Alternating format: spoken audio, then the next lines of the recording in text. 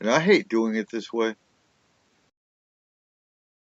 Because we don't understand how life formed, it is difficult to estimate this probability. The likelihood of a complex molecule like DNA being created by random collisions of atoms in a primordial ocean is fantastically small. In an infinite universe, it would happen in some places, but they would be very far apart.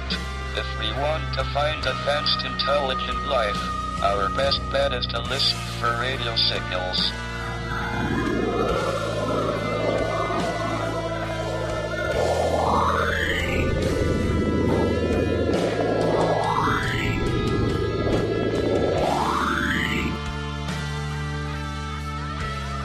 Look up to the stars and the forests that surround. Do you see them? Do you hear them?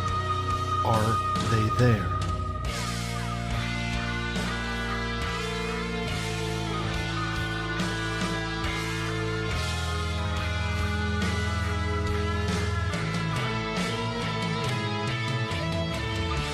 SpacedOutRadio.com presents S4 with Forest Moon Paranormal's Eric Cooper and friends. Also, take the time to join the Forest Moon Paranormal Facebook group. I knew I should have made a left turn at Albuquerque.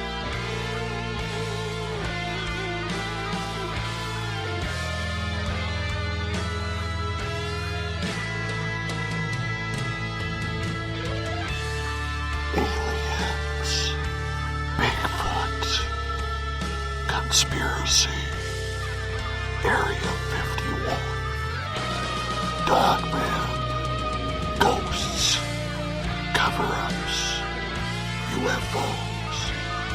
The hidden will reveal itself.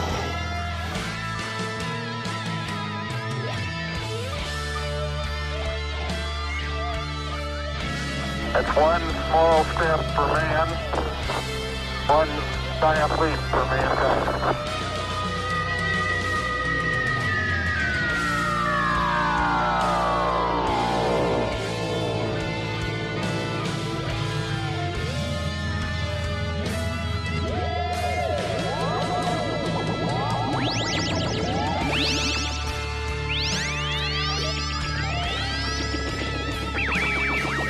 Buckle up, space travelers. It's time to go live on S4 with Eric Cooper.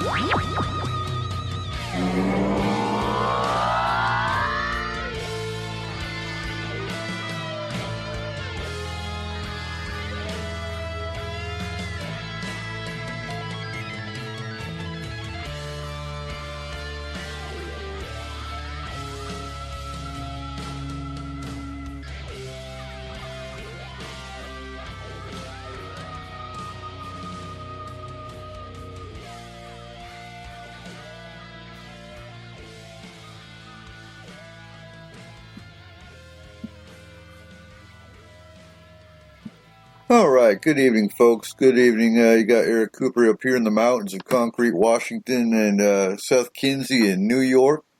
And this is S4, and we got an awesome topic tonight, don't we, Seth? Oh, definitely. We're going to cover a lot of the secret bases and conspiratorial places that you've heard about. Area 51, Dugway Proving Grounds. Oh, man, Pine Gap. We got... Where did he go? Where did he go? Hell of a ride. Thank you for listening. All right, yeah, and you know, they say Dugway Proving Grounds is the Area 52. Now, is that true or not? We'll find out tonight.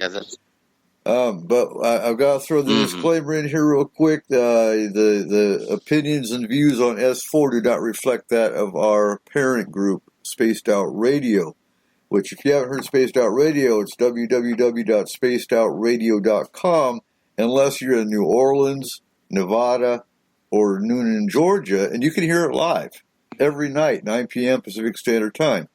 Now, with that being said, we're actually going to open up and offer, if you've got a business you want promoted, get me a sound clip, or actually send Seth what you want broadcast, and we will start doing promo advertising And we're going to come up with a plan for that. And I haven't even talked to Seth about this yet, but next week we're going to kind of change things up. Because, I was talking to someone tonight, and she was just full of questions. I was like, you know what? We're going to scrap plans for next weekend. We're going to do a Q&A on everything alien, everything UFO, and everything conspiracy. If you've got questions that you want answered about anything in those three topics, be thinking about them, write them down, and get them to me. Because until I get this internet situation fixed, we are going to pre-record 2 hours prior to release, and then at midnight we will release the show, and we'll actually be in the chat room answering questions. Do it that way. But for next week, it's going to be a straight alien UFO Q&A. And she's going to actually post in her group that she runs, that if anyone's got alien and UFO questions, to write them down, and we'll field them. And we'll just talk straight alien and UFO. Sound good? I'm definitely down with that. That sounds fine to me. I'm all up for a little bit of what I call conspiracy and chill.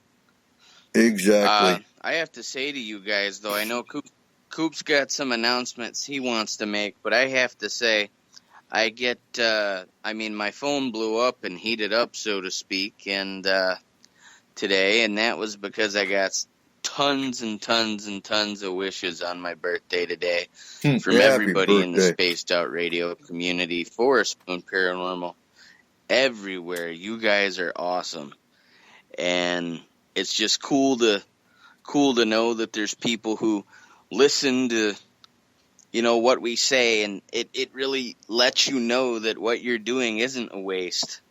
And it lets you know that there are people out there who need radio and other forms of entertainment the way we bring it, but not necessarily entertainment. I mean, it's a little bit of information, a little bit of entertainment. So how about we say paranormal infotainment?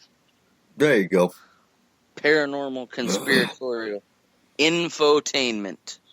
Entertaining information. Because you're absolutely right. This isn't meant to be all fun, and we research these topics, and we actually get information. And the entertainment I see is, it's all bullshit, and you don't got to take it real.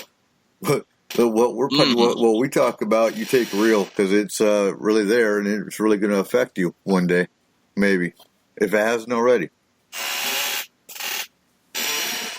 So, chances are, if you're here listening, it is. So exactly, or you have some kind of faith or belief in it. Anyway, we had an awesome turnout last night with our paranormal meet and greet. We had Spirit Ropers represented heavily. We had Bumps Paranormal represented. I look forward to working with them, because I'm going to hook them up with Eric Markham, our scientist, because they actually have a tech guy that is actually creating things and actually has patents on his magnetic field camera he's built. So I think putting him with Markham, oh my God, you'd see things exploding on the scientific side of things. So Saturday. So the immovable object is what that sounds like. Yeah. Oh yeah. Now, next Saturday we have training, 12 o'clock at the Northern State Dairy. Highly haunted location. We're actually going to train on investigative technique, play with some toys, and test out their paranormal protection techniques. And that'll be training, starts at 12 o'clock noon. We'll have some hot dogs and sodas and get to work. So, Area 51. When did Area 51 start? Area 51. All right, well, I'm going to fill you guys in the way I have my research set up. I took my notes and I put it window to window here. I'm going to shoot right down the line. So now, less than about 100 miles from Las Vegas, Nevada, Area 51, I feel, has to be the most famous out of all these sites. That's just my opinion, strictly.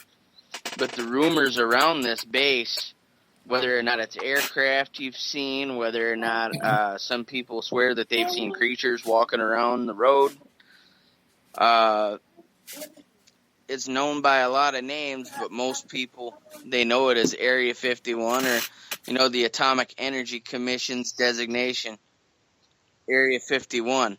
Now, the theories behind how it got its name is it borders the Nevada test site, NTS, and the AEC used the NTS as the grounds for testing nuclear bombs, and there's people who had been downwind of that who experienced some mutations along their family lines, but more on that maybe in a future program.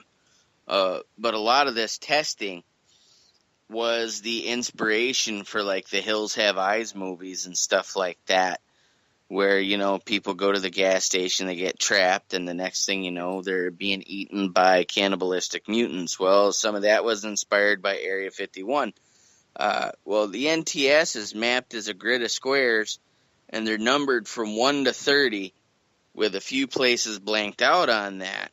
Now, Area 51 isn't necessarily part of that grid, but it does border Area 15. And so the general consensus is that they just transpose the numbers. No, but other theories include... What I got to throw in here, however, is the name of our show actually comes from Area 51, and the S4 is actually a bunker within Area 51. The S4 hangar. The S4 hangar goes 5 levels, I believe it is, underground, and that's where Bob Lazar was supposed to have worked. And we'll get to Bob Lazar a little bit later when Seth gets to that point. Area 51, I believe Hangar 18, the movie came from the concept of Area 51. Which yes. And actually... It was a B-rated movie. No. Hangar is... Yes.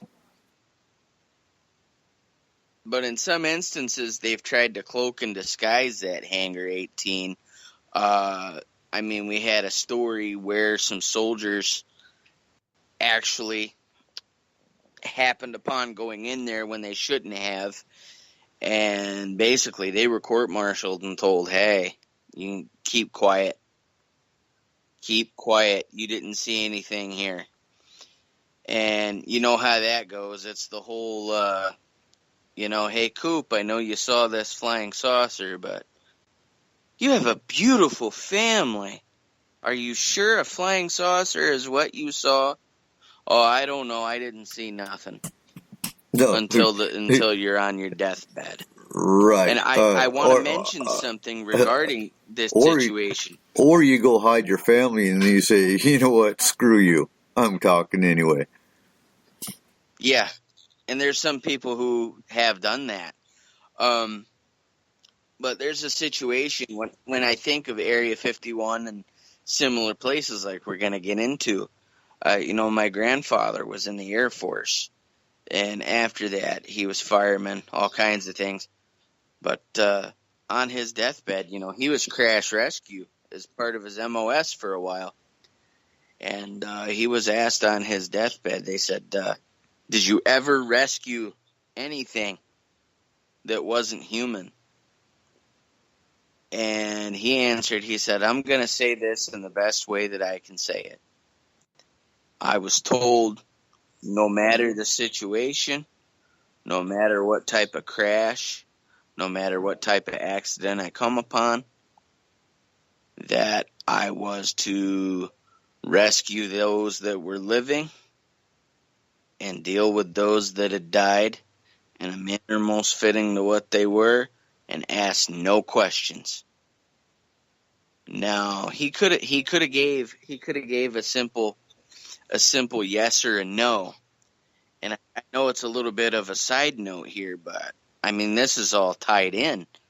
I took care of another gentleman in my years in a private duty job. And this gentleman had told me he was in the Air Force and he was of sound mind and stuff. And I asked him certain things and I said, did you see anything that wasn't human? And he was a pretty blunt, gruff type guy, and he said, no, but if I did, I'd still say no. So take that as you will for a minute and let that sink in, guys. But that back was to Area 51. That was a yes. That was a yes. That was a hands down. That was a yes. Yeah. He says no, but if I did, right. No. Now, what I want to throw in too is not far from Area 51 is Las Vegas. Well, actually, Nellis Air Force Base, and there's been known, and it's been mentioned on Spaced Out Radio, that the tall whites have actually worked on Nellis, and with soldiers, and that's documented. I can't remember exactly the name of the guy that came out and talked about that, but there's many races that would go to Nellis from Area 51 to go to the casinos. And take that as you will, laugh and joke about it, but I could see that happening, especially if you've been to Vegas and you know what you're looking at. Anyway, I just wanted to interject that. Keep on going. You know, when you think about it, really, I'm going to add to that one, though. When you think about it, really, Vegas would be the perfect place for them to hide out. With all the freaky stuff you can see there, right down the strip, and you have, your people dressing up in costume, that'd be the perfect place. But back to the subject of Area 51, which we'll go all over the place here on S4. That's what we do. Lockheed Martin was the first ones to use the name of Area 51. And when you look in the declassified documents from the 60s and 70s, they talk about the facility that is Area 51. Now, it's simply referred to now as an operation near Groom Lake. When speaking to the public, all official names to the... Excuse me, I'm having trouble reading my notes here. But the official names that they use, we know it as Area 51 and Groom Lake and this and that. But their official names, even though they've revealed certain things, some names for what they do there are secret. And the reason behind this is they say, and this is the same subject material come out of Wright Pat, but we'll talk about that down the road here. Well, the tech that we're using, the things that we're doing, don't want to divulge to other nations. We really don't want to divulge to citizens here because it's on a need-to-know basis, and you guys don't need to know. But Area 51, what separates Area 51 and Wright Pat, based on my information that I've collected, is that Area 51 focuses on what we have right now in our time, and they're kind of honing the technology that we are meant to have now. If you guys remember before, we've talked about Nibiru circling around and how we get the technological jump, so to speak. Wright Pat would probably be the first to handle that, whereas Area 51 handles what we already got. Area 51 is radical for now, and Wright Pat is after the training wheels are off, if that makes sense, if I could put that into perspective. Well, now, let me throw in who helped construct. Let me throw in real quick, too. I think it has to do with mission as well, because like the TR-3B were created at Area 51, and they use a lot of spy technology at Area 51 in military craft. Now, Wright Patterson is supposed to be where... Wright Patterson's where, like, the Super Soldier program was supposed to be originated. Yes. So I believe it goes more for mission. So depending on what the mission was, and I don't want to jump your gun here, but Wright Patterson is also where the Roswell crash was originally taken. So I think it depends on what their mission, what their purpose was, as far as where that technology was taken to experiment on. And again, most of your alien stuff went to Area 51, whereas I think Wright Pat was more MJ or MK Ultra and things like that. Go ahead. Yes, for future programs and stuff, with the exception of the Roswell crash, where the fighter pilot known as Black Mac was the one who reported on how he saw the aliens and whatnot. But more on that later on. When you think of a shady name like Area 51, though, that just screams conspiracy. It's like, okay, no, there's, Edwards Air Force Base, or there's, Fort Hood, whatever. They all have these names. And then there's Area 51.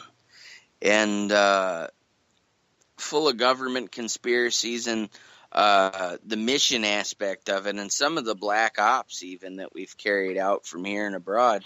Now, when you put all these things together in a sort of paranormal conspiratorial soup, it gets really hard to discern exactly what is there for us in truth and what has been made of conjecture.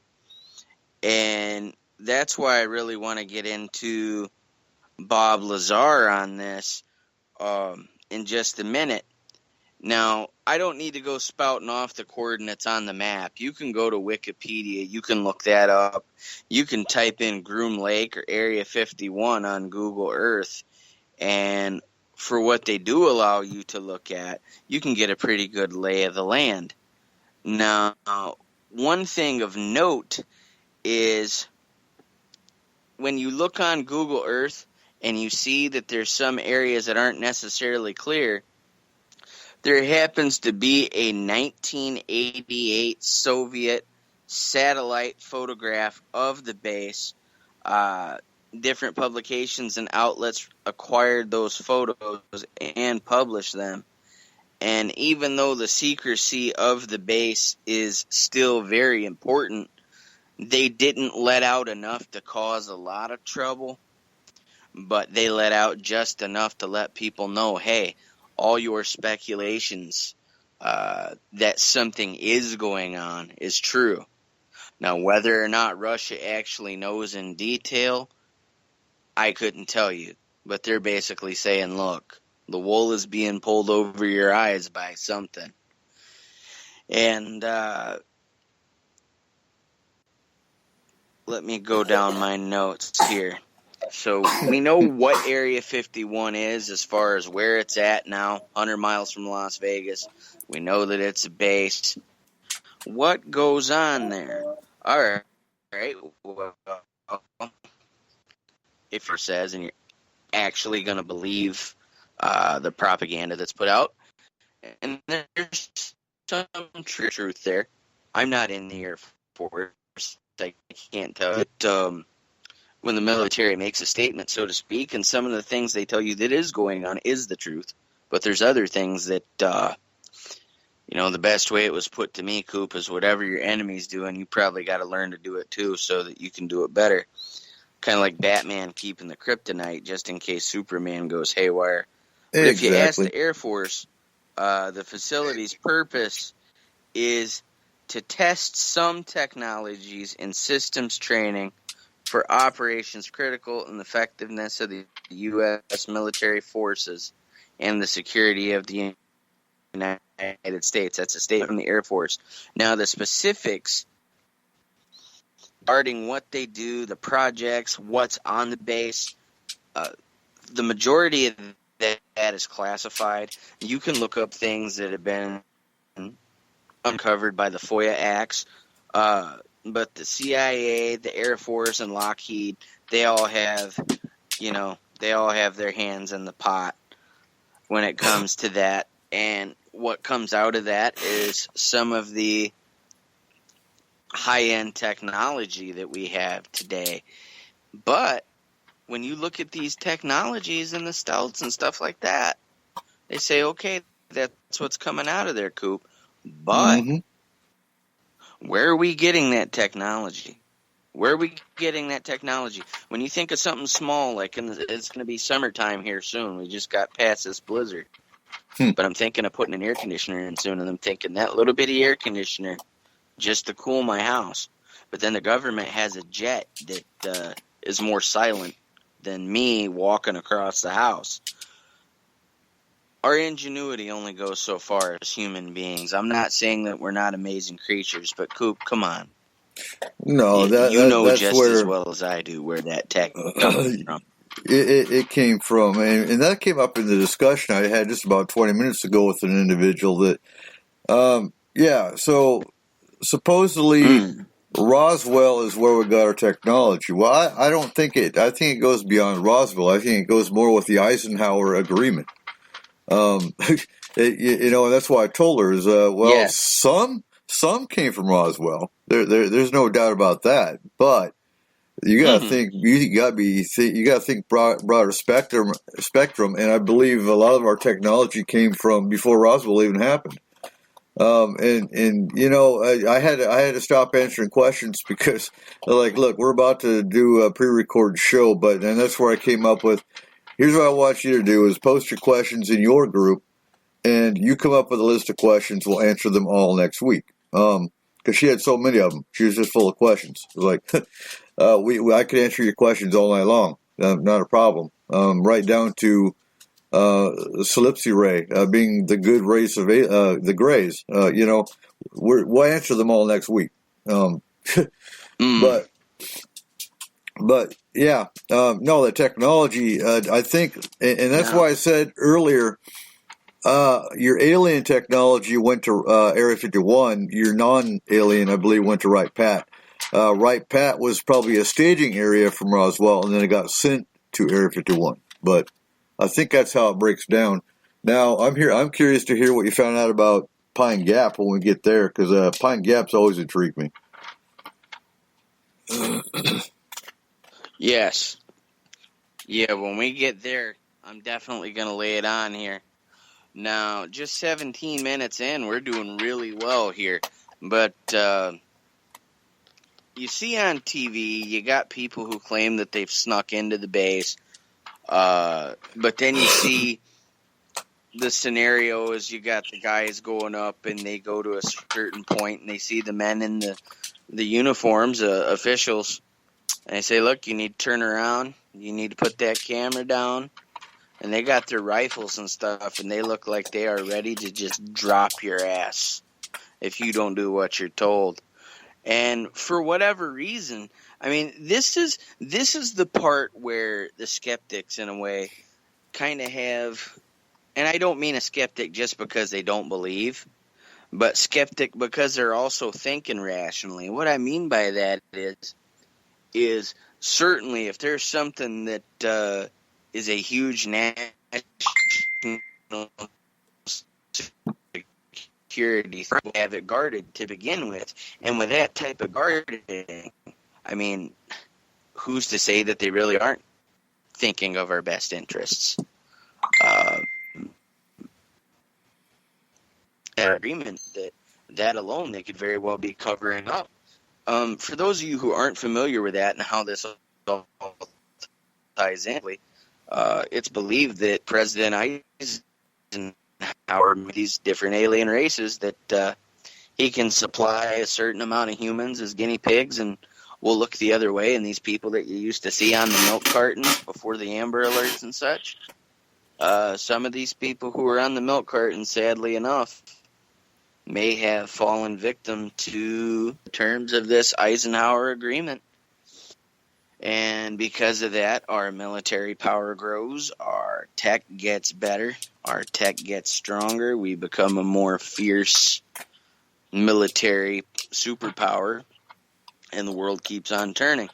But it's an understatement to say it's just about it. Because of the location, I mean, that's a good deterrent to begin with, because I don't really want to go out there where it is just to tool around, unless, if you got Coop and I a few blocks, probably going to want to look around and start a little trouble.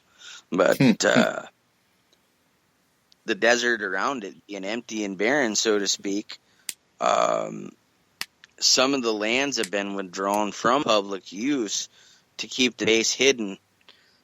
Certain key points where you can climb up on a hill here or there and get a good vantage point. You'll notice that these places are the places that are almost just as heavily guarded as entrances or maybe what could be considered a logistical weak point in the base. Now, a lot of the map makers who would draw the maps, and I'm not just talking people who would speculate, but you got the guys who would survey the base and stuff. They were told, look, you do not put this, this, and this on the map, and you're going to draw it like this.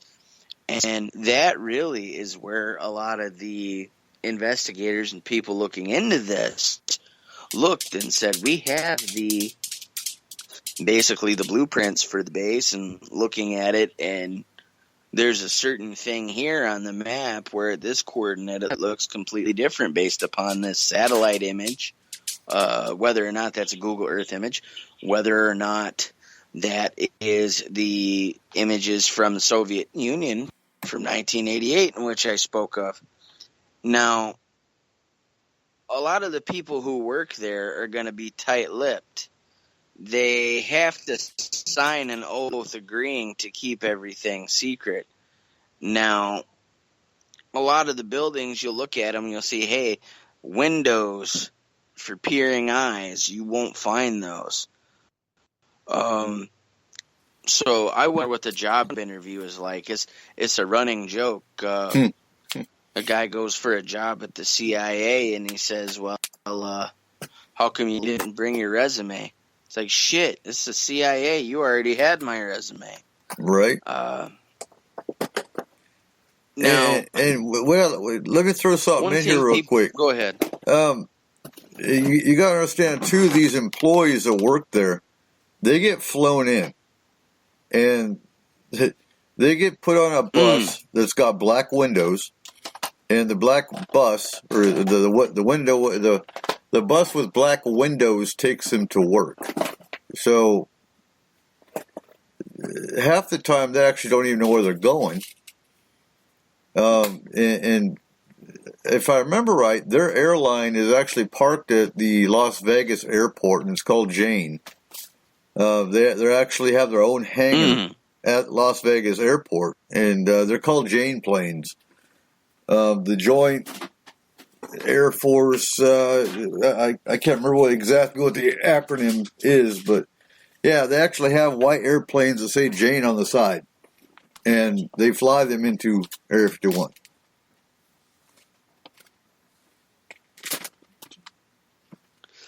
Now, interesting. I didn't know about the planes. That's one thing I didn't get. But in the terms of covering all this up, I mean, they have no windows and stuff like that. And that's another thing my grandpa always said, is he wouldn't have blinds in the house. And everybody said, well, how come you don't have blinds? He said, well, I have nothing to hide. And I'm thinking, I don't want people seeing me chilling out. But that's him. That's just how he was. But when you think about that statement, what I'm about to tell you is, when we think of stuff that's classified, we think of under lock and key, armed guards, a blood oath. You're going to have to sacrifice an animal to somebody before you even get within a sniff of the information. And even then, you might only get to look at it for a split second. But the clearances in this place, the top secret clearances, are all out of whack. I mean, it's not necessarily just a linear, my boss goes to my boss, my boss, and my boss. And I know a guy who knows a guy who knows a guy. Everything is scattered in such it's not necessarily disorganized. It's a chaotic way of doing things. And that's where Bob Lazar comes into all this.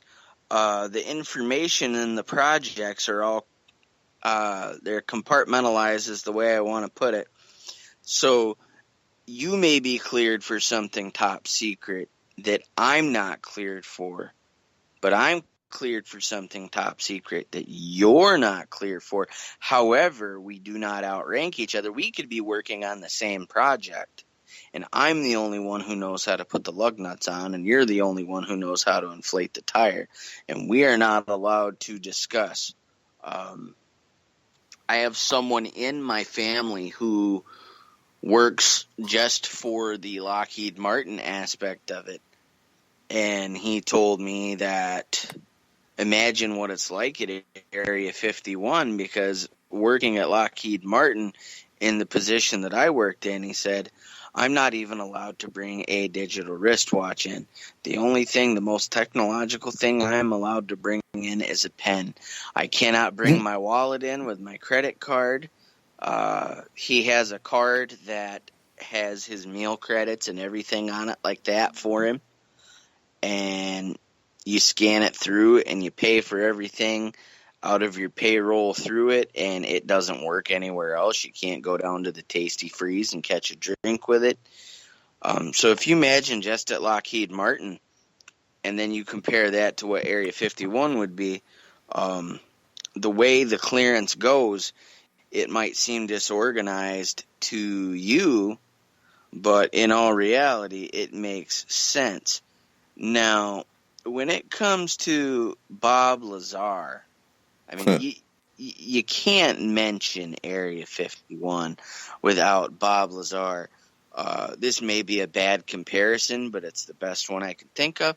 I mean, that's like mentioning wrestling without mentioning Ric Flair, for example. Right. Now, Bob Lazar, he has spent over 30 years discussing his clearance levels and things like that.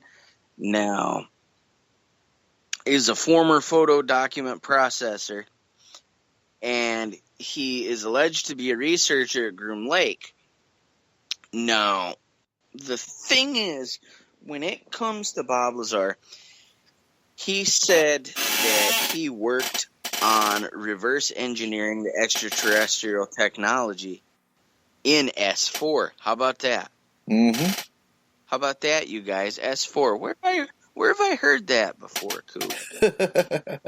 Oh, where do you think the name came from? Anyway, yeah. So he's in S4, the hangar. You can look at it on the map. Coop has a picture of it circled that he sent me before, I believe. Now, it's near the old Kelly mine, right near Area 51 test facility. Now, he claimed an education at different universities. Now, they show no record of it. Now, you guys realize that the government, when they want someone to shut up, there's two ways they handle it. They either straight up kill your ass and you're dead in a ditch, like these holistic doctors who are showing that there are cures for cancer, or they will discredit the shit out of you. No, you never went to school here. What the hell are you talking about?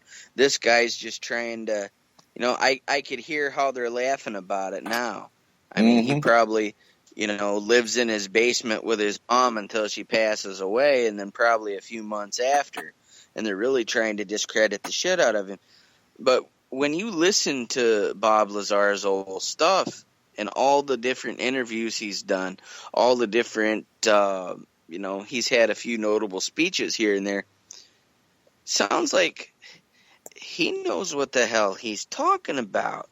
Now, he says, like I said, he was talking. Go ahead. He was talking about the alien element long before they, like 2 or 3 years at least, before they actually came out and said, "Oh, well, yeah, there really is this element 126." I think it was element 126 or something like that. Yes, I remember that. And he was bringing that up long before they came out. Because it was speculated. Right.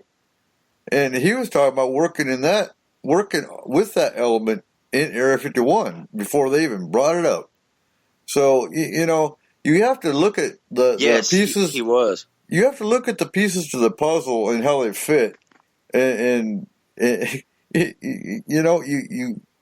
can say he didn't go to this college all they want, but he's got that piece of paper regardless. Exactly, and it's just the same. I have my applied science degree from Morrisville State College in medical office administration.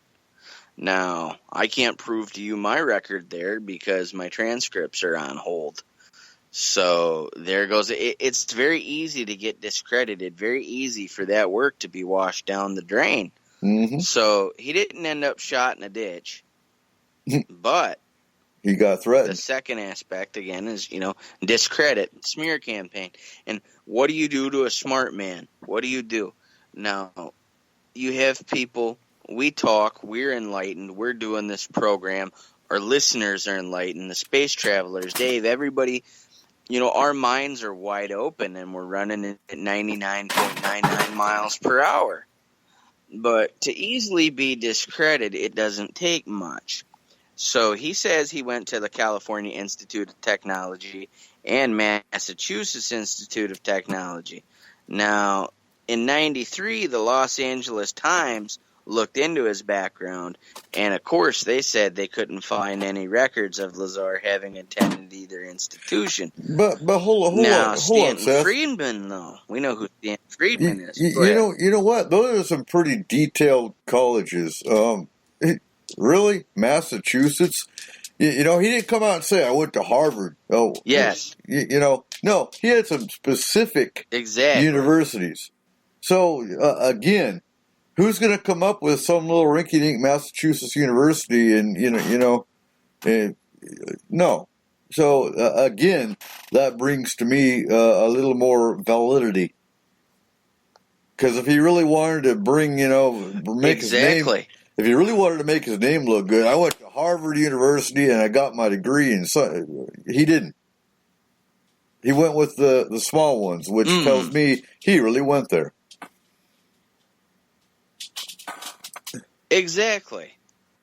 And, there's other people who could account for it, too, if you go into the background of it. Mm-hmm. But, the thing is, of course, our media, I'm sorry, I don't care what anybody says. You know that there's a narrative that's fed, and that's a whole nother program. But, of course, they're going to discredit them, too, if they're told to by the government.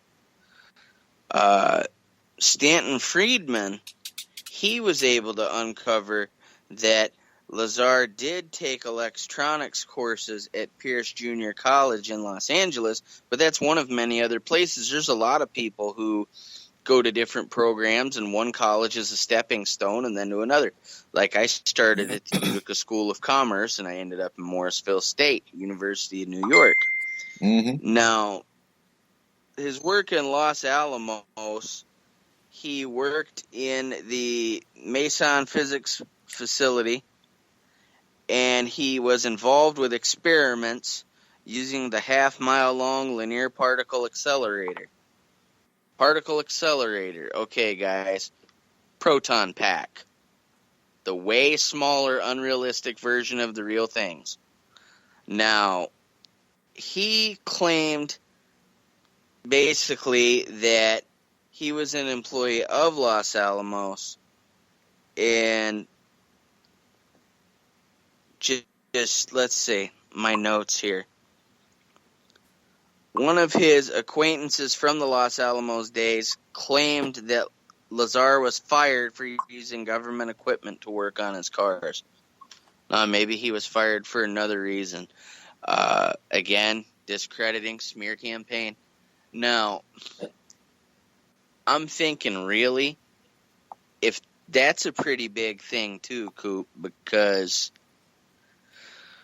our government also doesn't screw around, and they're going to do more than just fire you if you're using their shit to mess with your stuff, because you'd figure that that's a big security concern. How would you not know that if that was the case, if he actually was doing that, how would you not know that he wasn't tampering with the equipment?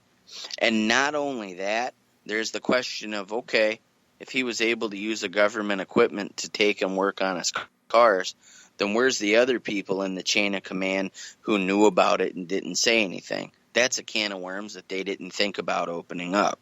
Right. Now, 1990, they say he was arrested for aiding and abetting a prostitution ring. Sounds like a smear campaign again. I have to say that also because it's debatable. It's debatable because compare him to the case of Stan Romanek. You know who Stan Romanek is, right? Familiar with the name, I believe. But yeah, and that's the most common smear campaign. Yeah. That's... Stan Romanek was the fella who shot a gray alien out his window, a video of a gray alien. He was on Larry King and stuff like that. He was on CNN. Well, they arrested him, and if it's true, he's sick.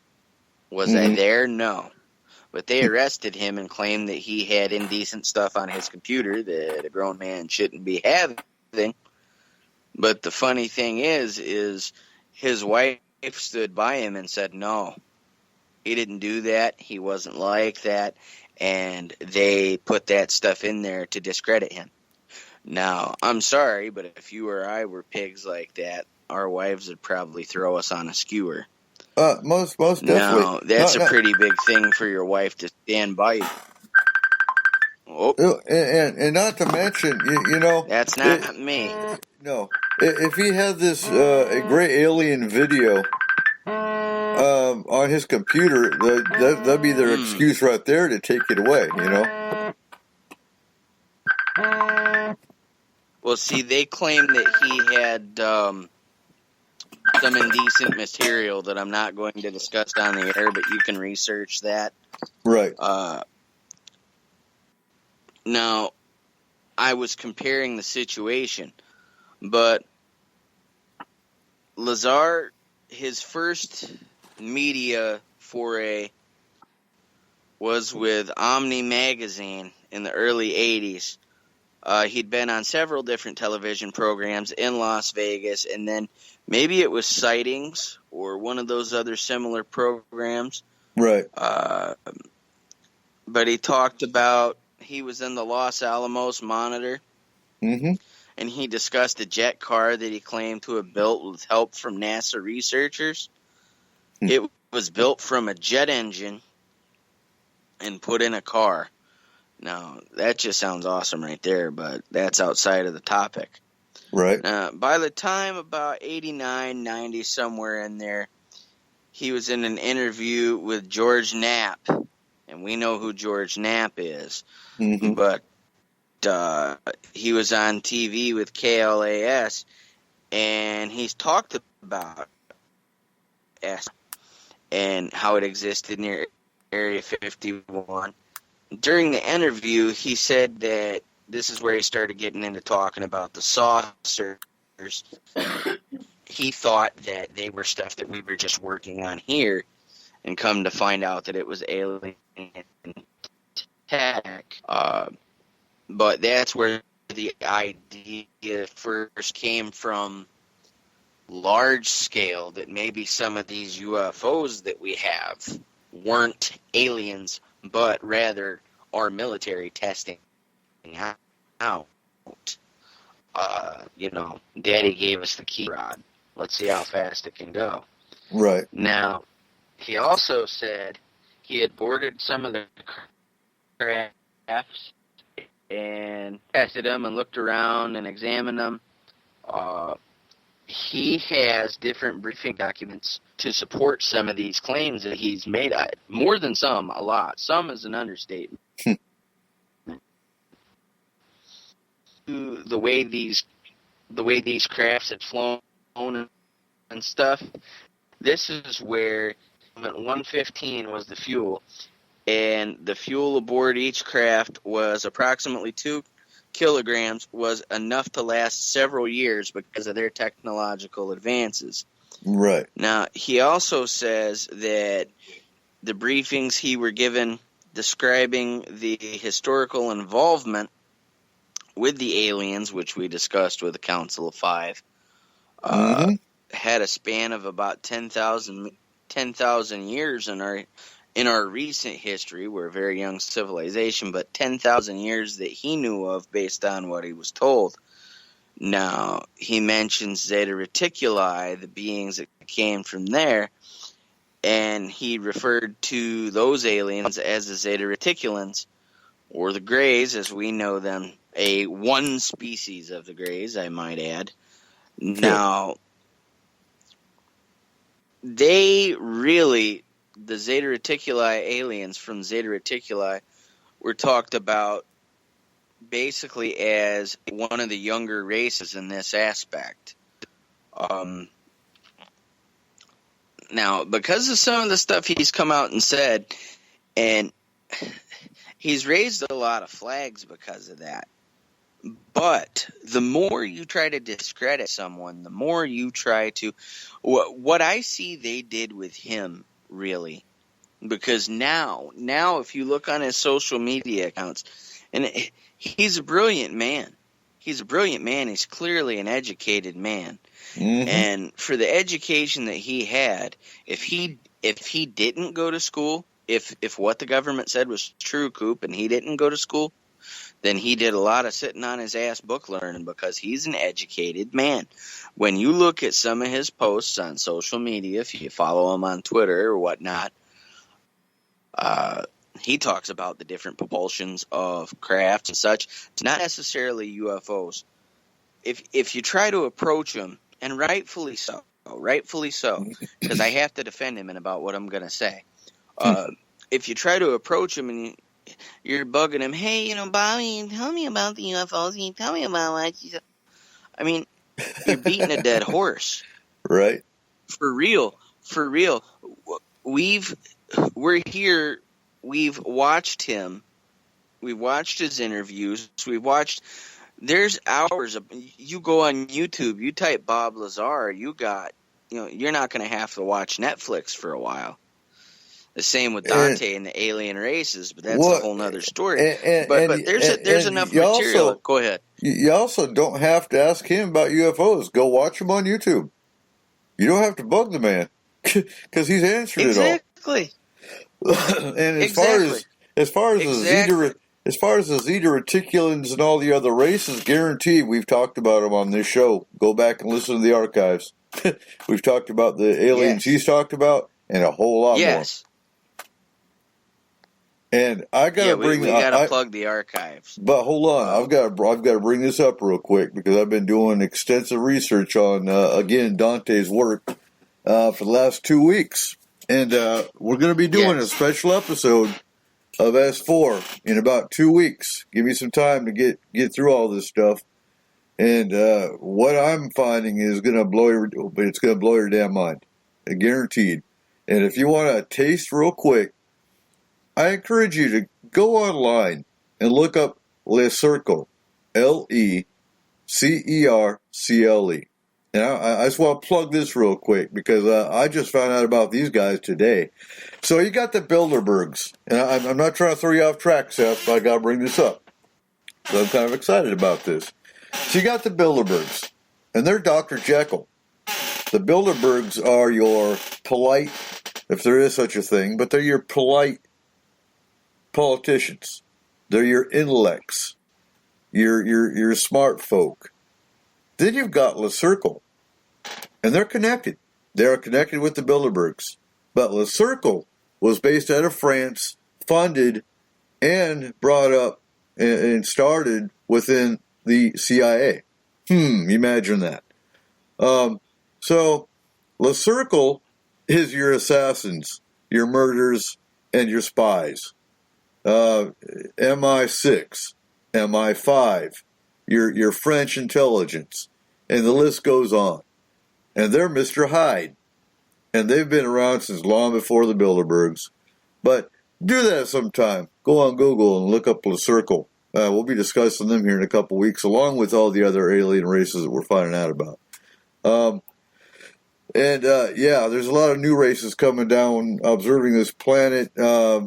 For those of you that have been hearing the trumpets and the sounds in the skies, go on YouTube again and look up the trumpets in the skies, and you'll hear what I'm talking about. And from what I'm learning, that's actually a new propulsion system from some of the new races that are coming down. Anyway, go ahead, Seth. All right, let's see. Where was I at here? I had so many notes. I know I was in Bob Lazar here, and I was skimming through my notes as you were talking, because I had a few key points. Now, we were talking about the fuel that was on the we were talking about the fuel that was on the craft, which is a very small proportion compared to the craft. The technological advance would probably be the equivalent of having a thimble full of gas in a Mack truck. That's the extent of the fuel usage they were able to obtain. Now, the controversy that surrounds Bob Lazar, raised eyebrows and stuff, the majority of the scientific community remains skeptical, not necessarily closed-minded, excuse me. Now, it seems like Stanton Friedman himself, and we know who Stanton Friedman is. He's familiar in our circle. You got to be familiar with Stanton Friedman. But it seems like, and excuse my language, but it seems like he has a hard-on for trying to discredit Bob Lazar also. And that's funny because Stanton Friedman, he seems to be kind of a pioneer in all this. But he said that Lazar lied about his programs, his colleges and stuff. And, who knows? For real. I mean, it goes without saying, you got to understand the meaning of the word is, and the man is educated. The man does know what he's talking about. And if you listen, and the same could be said for Stanton Friedman, too. I mean, there's certain people in this field, I don't believe in slamming anybody, but there's certain people in this field who, you could take or leave when it comes to, you kind of if you said, okay, you kind of throw Stanton Friedman in the debunking, not even debunking, the misinformation. I throw him kind of in the misinformation bracket to an extent. If it doesn't go with what he feels, then you're wrong. To an extent, yes. So that's kind of where I place. And see, that's the thing. We can't say that it's fact one way or another. I mean, that's like trying to describe the color of something while you're looking at it in the dark. I mean, that's why we get along here under the SOR umbrella. Because you really can't claim to be the grand poobah of any subject in the paranormal, which is largely unknown, largely changing. But some people claim to have scientifically refuted what Lazar has said to an extent, and there's some people in the scientific community who back it up. Now, being that we have a scientist, Spaced Out Radio's own Eric Markham, I really wish that he were here for this conversation right now. Because if he's familiar with Bob Lazar, which I'm sure that he is, I'd love his weigh in, because I as far as anybody's, I respect Markham's scientific viewpoint over anybody's out there. And that's not just because he's a good friend of us and because he's damn good stand-up guy. You listen to Markham, you know there's someone who knows what the hell he's talking about himself. Now, at the S4 facility, Lazar says that he provided the details, but they're non-specific. But he did say that he was transported, like you said, in the blacked out bus. And he's not the only one who's claimed that. But he was one of the first people to say that. Mm-hmm. Now, S4 itself, in Area 51, the hangar is mentioned in the Majestic 12 documents. Imagine that. Take that for what it's worth, guys. Take that for what it's worth. And the Majestic 12 supposedly never happened. But those documents are everywhere. S4 supposedly never. Yeah. Yep. And a lot of us in the community were able to obtain such things well before people paid money to get FOIA acts. We had people on the inside Now, here's something of note I want to tell you about, right? Well, real quick, if you want to find those documents, go ahead. Yeah, if you want to find those documents, go on blackvault.com. I can't remember his name, but he's run Black Vault since the 90s, and he does FOIA requests all the time, and then he publishes all the Freedom of Information Act documents about MJ-12, about Blue Book, about all of it right there on his site, and it's free. You can download them. I mean, I've got documents here that I've downloaded off his site. A lot of it's blacked out, a lot of it's covered up, but you can get the gist of it. Real easy. But blackvault.com, excellent source for getting those documents. Okay, your key point. Now, the key point here is you tie in all MJ-12 wasn't supposed to exist. But then they say, oh, S4 isn't supposed to. 51, we're just tooling around with shit you don't need to know about. Mm-hmm.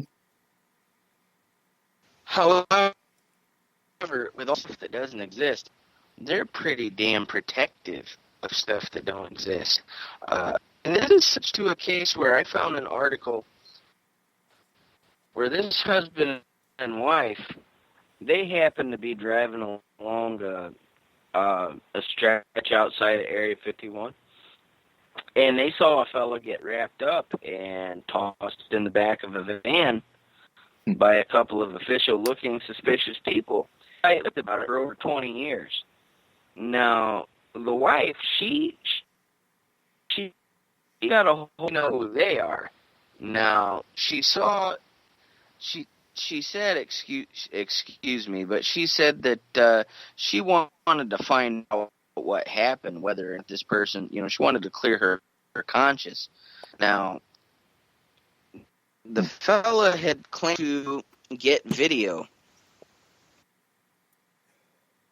from Area, and in the video, he said there were dead aliens stored there in the Nevada desert.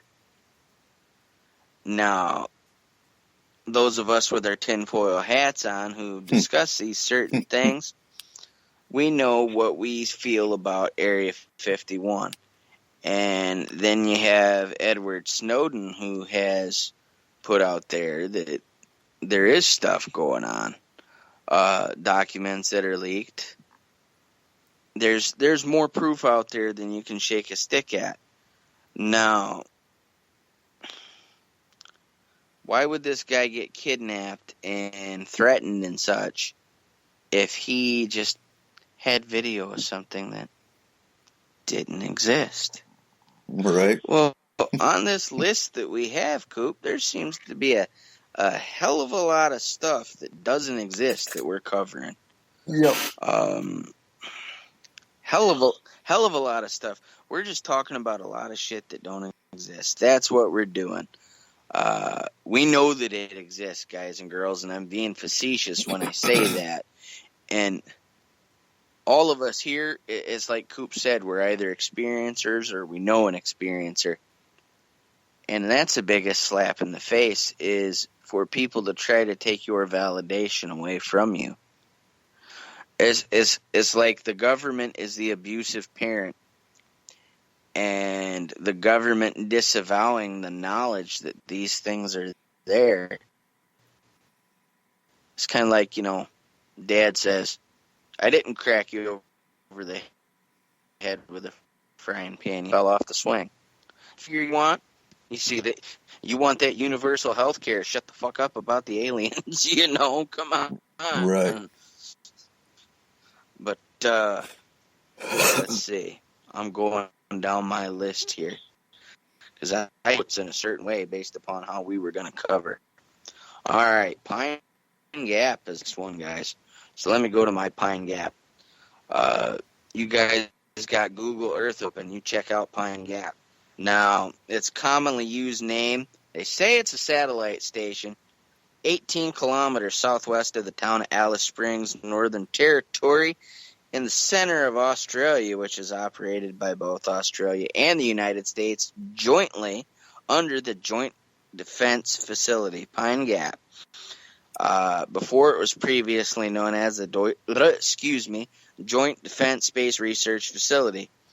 Now, so Australia and the United States both have their hands in the pot regarding that. And a lot of Australians, and Robert White may be able to correct me on this if he knows anything about it, or any of our other Aussie friends out there, but to my knowledge, for whatever reason, I don't know if they're not interested or maybe if they don't know enough, but a lot of Australians won't talk about Pine Gap. Now, Pine Gap is just about the equivalent to Area 51. But with the way the satellites are set up there, it's a pretty good argument that they are used for receptive purposes. However, if you look at the setup, and I know with my amateur radio background, the different things you can use these satellites for. And to me, with the way things are set up there, Coop, and other people who basically confirm this in my research, it's more in such a way that the transmissions are probably less likely, or transitions, interceptions, both are less likely to be interfered with by outside parties because of its remote location. But you know just as well as I do that a remote location is good for anything that goes on, from moonshine to moon. Well, and you can now, you can hear from go ahead. You can hear from Robert White, because we've talked about Pine Gap, the Aussie circle we have that listens to us for, in that it's hundreds and hundreds of miles, like in the outback. There's like nothing around Pine Gap. Yes. And according to them, I'm not sure about the Australian government side of it, but it is owned. It is on U.S. property. The United States owns the property that Pine Gap is on in Australia. Now, if you look at 1971, right, and if you look at 1971, there was the Valenti airplane that disappeared. Just like Area 51, there is a lot of lights in the sky. There's a lot of UFO activity that goes on up there. It's just like Area 51, but it's in Australia. I started researching Pine Gap back in the 90s when I first heard about it. And, it's an Area 51 within Australia. But, yeah, go ahead. Keep going. Now, for whatever reason, like you said, there are craft coming there, leaving there. Some people have reported regular intervals. Some people have reported sporadic intervals. There's been people who've documented, as close as they can, keeping a log of seeing certain things in the sky. And you can go and you can look up the reports of all of this. Now, let me scroll down here. If you look at some of the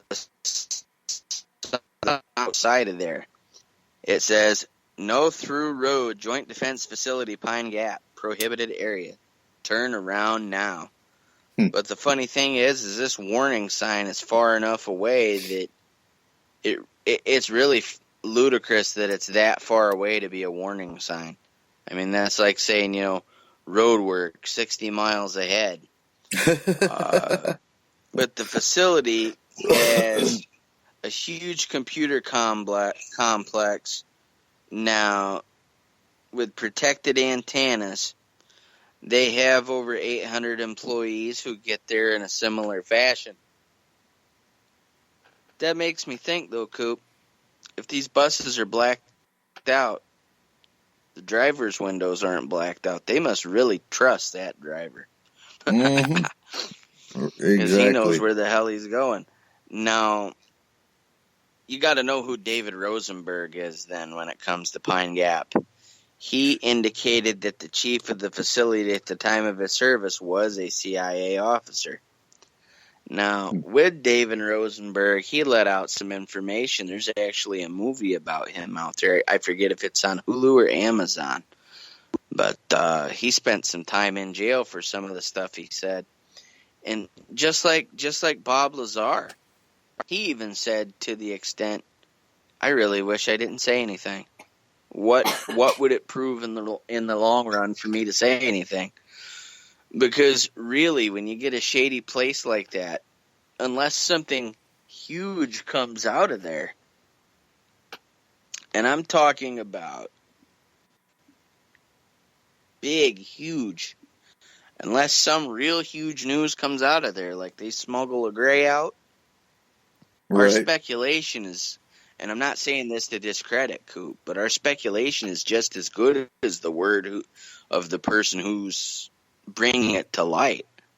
I mean, you could have me and 4 other neighbors tell you that something's going on 3 blocks down the road. But it doesn't make it any more or less credible, because that's a common knowledge thing that we all know what's going on up there to begin with, because word gets around to a degree. Now, the location of this place, again, I said, is very significant and detrimental to the operations, because even though they kind of deny the UFO activity, they really don't deny the fact that the satellites are there for spying purposes. Mm-hmm. And they pass over a third of the globe, which includes China, Asian parts of Russia, and the Middle East. Now, the location is chosen. Real estate, location.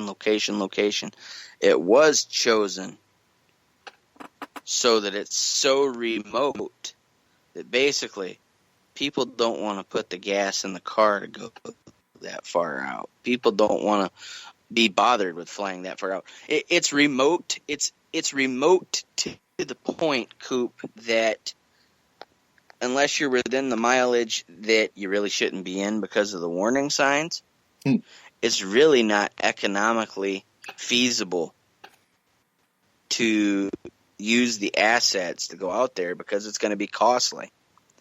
But then it begs the question, what's going on? Now, in 1970, and through the 70s and 80s, you know, these campaigns about getting people to move out to the outback. They had about 400 families who moved to Central Australia from the United States.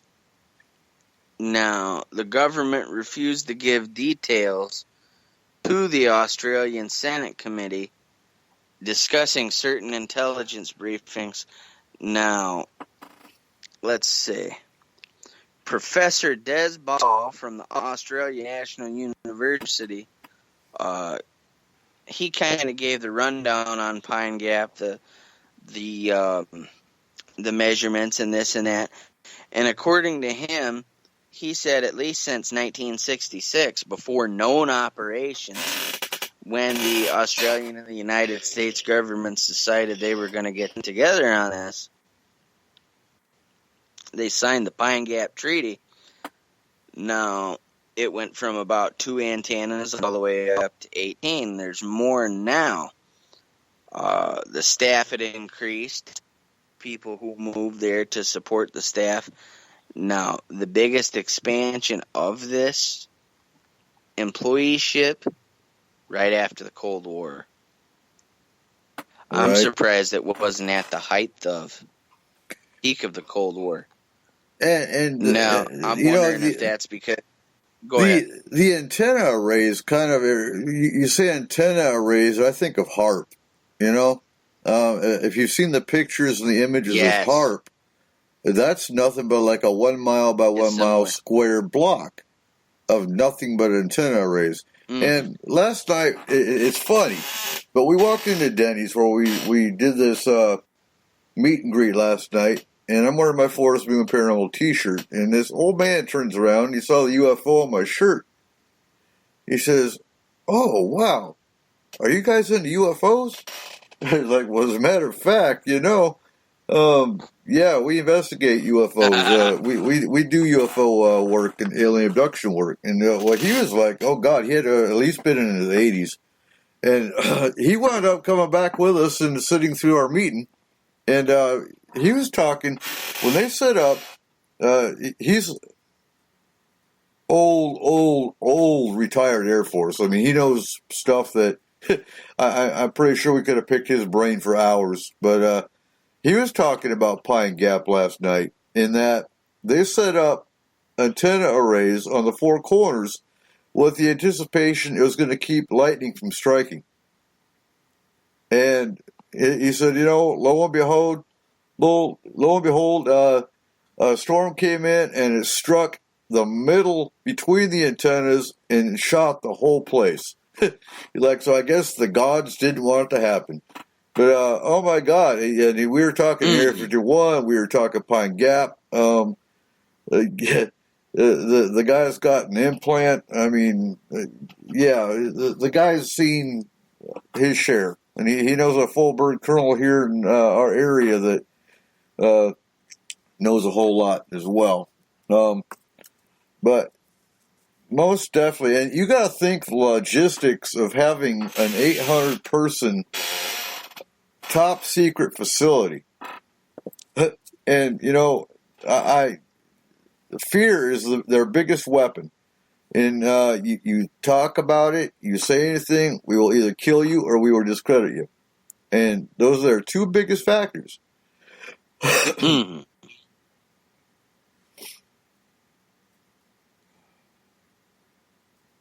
Now, here's one thought that I just had. In researching what's there, I didn't get the specifics, but I just had a euphoria when it comes to this. Mm-hmm. I want to know the dimensions of these antennas. And the reason I want to know the dimensions of these antennas is, now, I discussed this. I don't know if you saw it yet, but this ties into what I'm going to get into. I shot the video, finally, of the paranormal scanner that I talked with you about, in which I use the USB antenna to scan the whole entire radio spectrum, kind of like a ghost box on steroids. And now, the reason this is relevant to the conversation involving Pine Gap is because for transmission purposes, now reception for just regular reception of something, your dimensions of a certain antenna don't have to necessarily be specific. It would be better if the measurements lined up more with your frequency, but in most cases, it's not super detrimental. Kind of like the rabbit ears. Yes, exactly. Rabbit ears for a TV. Yep, you can tool with them and you can get a different listening experience. I mean, if you've ever hooked them up to an FM radio also, that really helps. You kind of get the last bit of fuzz out of your favorite channel. Right. But for transmission purposes, though, there's formulas, and I have the formulas in my books. But if I find out exactly the height of these antennas and maybe what metals they're made out of, I could determine what frequency they're trying to transmit on. That is, if they are actually transmitting a signal. That leads me to believe it may be largely receptive in nature, being that they are spy satellites. However, you're going to have some transmission ones hidden in there too, so I'd be looking at different sizes, different angular properties based upon that. But I know that's something Bob would like to get in on, and another ham friend of mine who's been on my other program, The Quickening, before, Scott Hunter, he would be interested in the dimensions of the antennas as well. And perhaps we could all perform the same calculation and see what we get. So that might, we may be able to determine if they are transmitting in all likelihood, based on the radio spectrum, what is it that they're transmitting? Because if they are owned by the United States, but it's operated jointly, I would like to know the details of this treaty between the United States and Australia regarding Pine Gap, because somewhere in there, Coop, there has to be a detail about what communications are allowed. Like, for example, how this ties in is if you're in part of international waters, like the fishermen in the Bering Sea, where the U.S. international water, or the U.S. water kind of ends and Russia begins, you'll see that in some instances they have to swap out their radio frequencies, because then they're considered in, either Russian or U.S. territory. So the transmission rules change. So would they be doing this even though it is a U.S. territory, so to speak? Would they be doing this under the guises of the Federal Communications Commission or Australia's governmental equivalent of the FCC?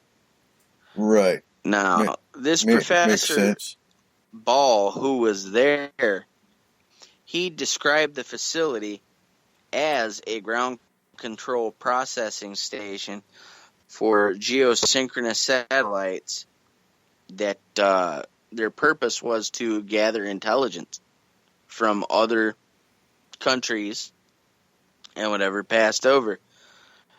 But the thing is they've been able to get a lead on the fact that there's some ballistic missile experiments there and other different things, anti-missile signals, anti-aircraft radars, transmissions intended for communication satellites only, but there is a note of microwave emissions also. Now, in 99, I may pronounce this wrong, apologize ahead of time, but the Narungga base in 99, it closed, and that was part of Pine Gap, was set aside for the Air Force's control station for defense support, the Defense Support Program.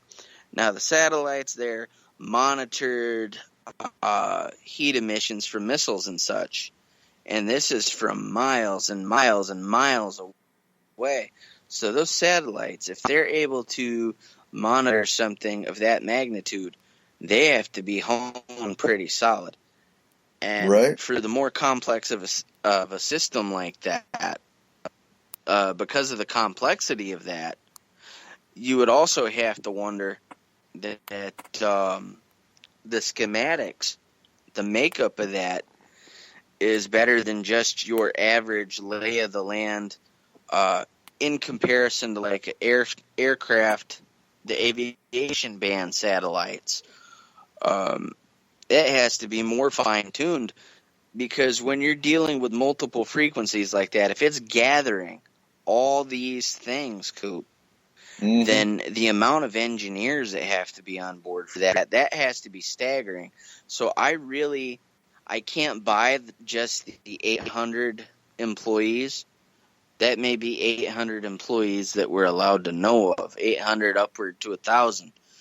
Because with all these different, it's going to take more than one engineer for each department. You're going to have your lead engineer overseeing everything to begin with.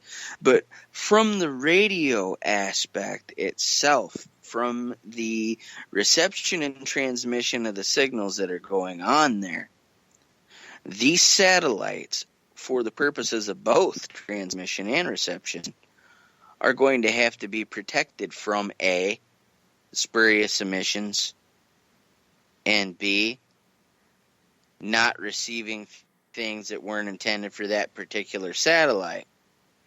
It depends on whether or not these satellites collect certain information on an individual basis and are just there as a group.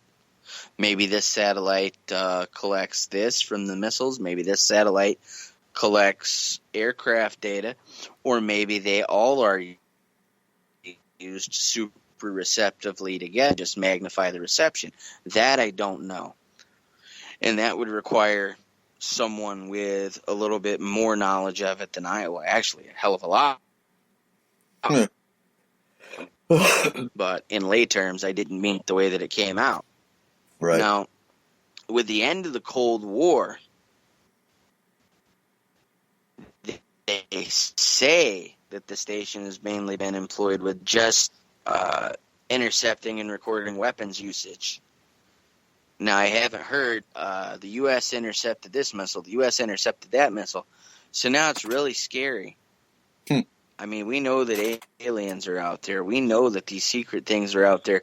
But if these things are there to intercept missiles on a day-to-day basis, is it just like a bug zapper for missiles where it's like waiting for that big one?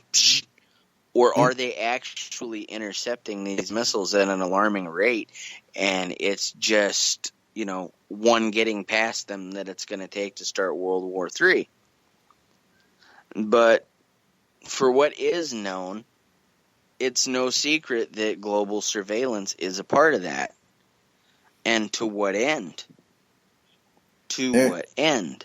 But then you also have to ask, so they say they're watching missiles and zapping them. I don't know of any country that's actually launching missiles on a daily basis. So what are they really doing? And what are they really surveilling? Exactly. And that's when you see these videos, though. When you see these videos from space, Coop, where they'll show like a UFO right outside of our orbit, and something is being launched, and it's zapping the shit out of them. Now, one thing I would like to do in the near future, if it ever goes my way, is we have Google Earth, of course, where you can see still images of what's going on. I forget if it's a PC program or whether or not it's an app, but access to this thing is $400 for life, but it's live satellite feed. Because you got to wonder the drones that are flying around to get a picture of your front porch from Google with. Right. But the last note I have on this, what are they up to now and what's going on now? We know that they're receiving things. Whether or not they're transmitting remains to be 100% confirmed, but it's a possibility based upon what I've seen. In order to transmit something worthwhile, it's no secret that you got to be up somewhere. You got to have either a line of sight communication, or you got to have it where it's bouncing off another satellite, so to speak. In ham radio, we do a thing called moon bounce, where we actually bounce our signal off the moon and send it to another part of the earth. But it's speculated as to what they're doing lately is a lot of these drone strikes, and I might piss a lot of people off. I'm sorry if I do. But especially lately in the past Obama administration, a lot of these drone strikes where they were happening at least on the hour, that some of these orders were carried out from Pine Gap. And that would make sense now, because as far as any future, because like you said, it controls the Middle East, so it would make sense for a part of Pine Gap to be, you know, controlling that. Because they have to have like a receiver station to bounce their signals and their comms and whatnot from somewhere else. So it makes sense if that was a part of their strategy. But that's not all. Not if they're that remote. Not all. We could speculate all day. Now, you being former military for 19 and a half years, and we're on the air here, I'm specifically going to call out to anybody else, any veterans, even if you're active, don't put yourself at risk, but help us research these things. I definitely am going to have an S4 research team coming pretty soon, and I'm not going to have you research and then come on the air and act like I brought all this to the listeners. If if one of the listeners brings something to my attention, I'm gonna say, well, guess what Joe Alligator and his pointy stick told me today. Right. That's gonna go up there. That's the kind of person I am. But look at this stuff. I believe that the connections that we have, someone's got to know somebody who knows something about something. That's what I always say. Someone's got to know somebody who knows something about something. And what I mean by that is our research isn't fully exhausted until we reach out to every single person that we know who can be a benefit. And that's the only way we're going to grow in this field. And this is what we're doing now. But this is also a learning experience. This is a learning experience for the host. This is a learning, and it's going to open up your eyes. Now, anything else on Pine Gap that you want to add before I jump over to the Dugway? No, actually, I think you covered it all. But like I said earlier, there's a lot of activity that goes on in Australia, to include alien races. I mean, even the Alien Race book talks about some races that have been to Australia. And, do they have a spot like S4 in Area 51? Do they have a bunker where they keep, the underground stuff? All of them do, to include Dugway, and we'll get to Dugway. But, they say Dugway Proving Grounds is the new Area 52. I was supposed to go to Dugway because it's also an instructional school in the Army. And as a mechanic, because I was a combat medic as well as a mechanic. I was a combat medic from 90 to 94. I did Desert Storm in Somalia as just a medic. I got out of the Army after Somalia. That messed me up. And January of 95, I went back in, and I had to switch MOSs, or switch jobs. So I became a truck mechanic. But every unit I was in, I was retained as a medic as well, which is why I always tell people I was a medic as well as a mechanic, because every unit I was in didn't have medics, so they used all their prior service medics for the medical side. Now, so as a mechanic, we have PLDC, that's to make your sergeant. You have BNOC, which is how you make your staff sergeant. Dugway Proving Grounds, I was supposed to go to before I went to the Wounded Warrior program to sit until I retired. So I never got the chance to go to Dugway. Because it's also where they do a lot of the maintenance, the heavy-duty maintenance, the engine rebuilds, the transmission rebuilds, the deeper maintenance than your general mechanic does not have to do. But Dugway, I'm curious to hear what you heard about Dugway. Pine Gap, I think we covered pretty well. Other than I'd love to get some UFO sighting stories out of Pine Gap. Oh, anyway, yes. Anyway, Dugway.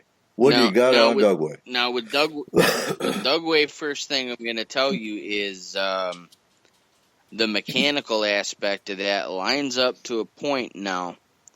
When you look, for example, at how Halliburton has their hands in our military-industrial complex, you can see now where they're throwing away whole semi-trucks just because a tire went flat.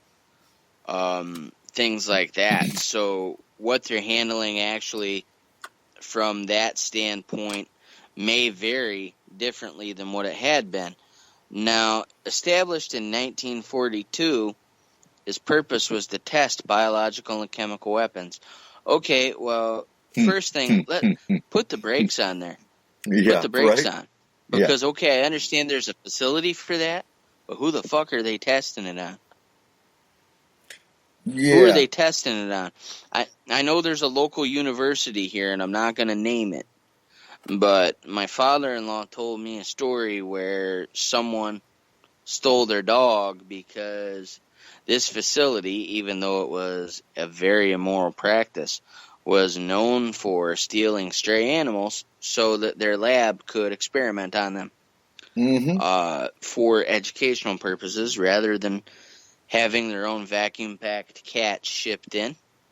They would go around looking for Fido and Rex, and Fido and Rex was missing. That was that. So, okay, who are they testing on now? And well, they were southwest of Salt Lake City. And they were testing it on, they've been testing it on humans forever. They were testing it on soldiers before, before then. Look at the shots that we get of soldiers. Mm-hmm. And when they were doing nuclear testing in Nevada, they weren't telling the soldiers about, the exposure ratings that they were getting. That's been documented. That's been beaten up. Because they're paying those soldiers today, if they're still alive, they're 70s and 80-year-old. VA is paying them because, well, gee, I'm sorry, we didn't know about radiation back then. Bullshit, you didn't. So, yeah, and look at, biological weapons. That's scary shit right there. Look at Plum Island, New York. Jesse Ventura did a show on that, on conspiracy theory. Look it up. It's on YouTube. Just Google or just YouTube conspiracy theory Jesse Ventura Plum Island, and you'll hear all about the biological weapons they've tested up. So what was Dugway doing with biological weapons? Makes me wonder. I don't know, but when you go to Dugway and you want to eat, may I ask you, would you like salt, pepper, or anthrax on your eggs? It's believed that big anthrax scare came from Dugway when it was mailed to the politicians and stuff like that before they decided to put in our shipping the devices that would supposedly filter out and catch this stuff. The big anthrax scare. I was in Germany for that. They're built to test the biological and chemical weapons. And there's some people, I'm not going to mention any names, but there's other hosts that I know of other programs that aren't our programs, that aren't SOR programs, so I'm not going to mention them. But they talk about their family members being downwind to these experiments and catching a whiff of stuff that's caused mutations, a higher susceptibility to having an immune system, having an immune system problem. There's even been instances in which some of these downwinders, a lot of them are actually allergic to water, and their body reacts to, well, let me put this in a better way. They're not allergic when it comes to necessarily drinking it, but getting wet on their skin for whatever reason, it causes like a burning, harsh, horrible reaction all over their skin. Well, that's kind of like white phosphorus. So they can drink it fine. That sounds kind of like white phosphorus.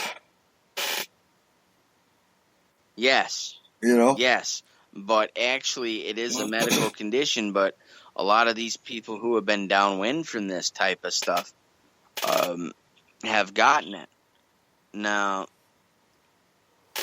this is south of the Utah Test and Training Range, and it is the largest overland special use airspace in the United States. Right. And what they're known for is 1968, 6,000 sheep were killed in the Dugway sheep incident. Now, they tried to say that it wasn't them. They tried to say, oh, nope, don't know nothing about that. Nope. But then the researchers who, some of these people got a hold of these sheep that died, they took them, they had them tested. They said, bullshit. They died because of a neurotoxin that was either inadvertently administered, accidentally on purpose, or for whatever reason, someone just didn't know what the hell they were doing. But this sheep died because it was exposed to a neurotoxin. Now, with that being said, don't drink the water. Well, it also makes me wonder, if you've got 6,000 sheep that died, where were the humans at? Because, you're probably talking farmland. I wonder how many humans died that they didn't know about.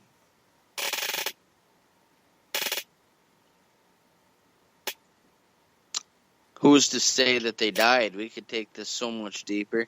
Right. We could take this so much deeper. Who's to say that some of them weren't systematically removed in this Eisenhower agreement? Mm-hmm. Now, it's 13 miles south of the Utah Testance Training Range. And, again, like I said, it's the largest block of overland airspace. But the Lincoln Highway that passes through there, part that passes through is blocked off. Well, yeah. Now, we know that they're there to... A lot of that stuff has a life expectancy of hundreds of years. I mean, you're talking biotoxins. We could go talk about nerve agent. I could tell you stories about nerve agent. I could tell you stories about mustard agent. I've done a lot of training on that kind of stuff, being a medic, because we got NBC training on medical as far as the medical aspect, how to treat. There's not much you can treat because basically with nerve agent, for example, you drown in your own fluids. That's the word. Oh my God! Nerve agent alone, you die because your spine breaks because your body twitches to such a violent extent. Saddam Hussein tested on his own people with nerve agent and such. So, and that's where when you heard about the Kurds being gassed and whatnot back in the early 90s, which is one reason we were in Desert Storm. I was in the Black Horse and we were in Doha, Kuwait in 91 after everybody else was pulled out and went home. We were put there to keep Saddam from coming back. Now, I remember one day specifically, I'm a 21-year-old kid, and we were told, we were put on red alert. We were told, the highest alert we had anyway, and we were told you're going to carry your gas mask with you all day because Saddam's threatened to gas us. And so that was a pretty terrifying day for me back then. 21, first combat tour, but he gassed his own people, the Kurds specifically, testing out mustard agent. Mustard agent causes blisters, and he got blister agent. I mean, we could go on about different, and that's not even the bio aspect. The bio aspect, that's AIDS, that's pneumonia, that's the flu. H1N1. H1N1. Those are biological agents. Chemical agents are what I'm talking about with nerve agent, mustard agent, blood blister agent. Those are the shit that you don't want to dream about because those will give you nightmares. But anyway, yeah, biohazards.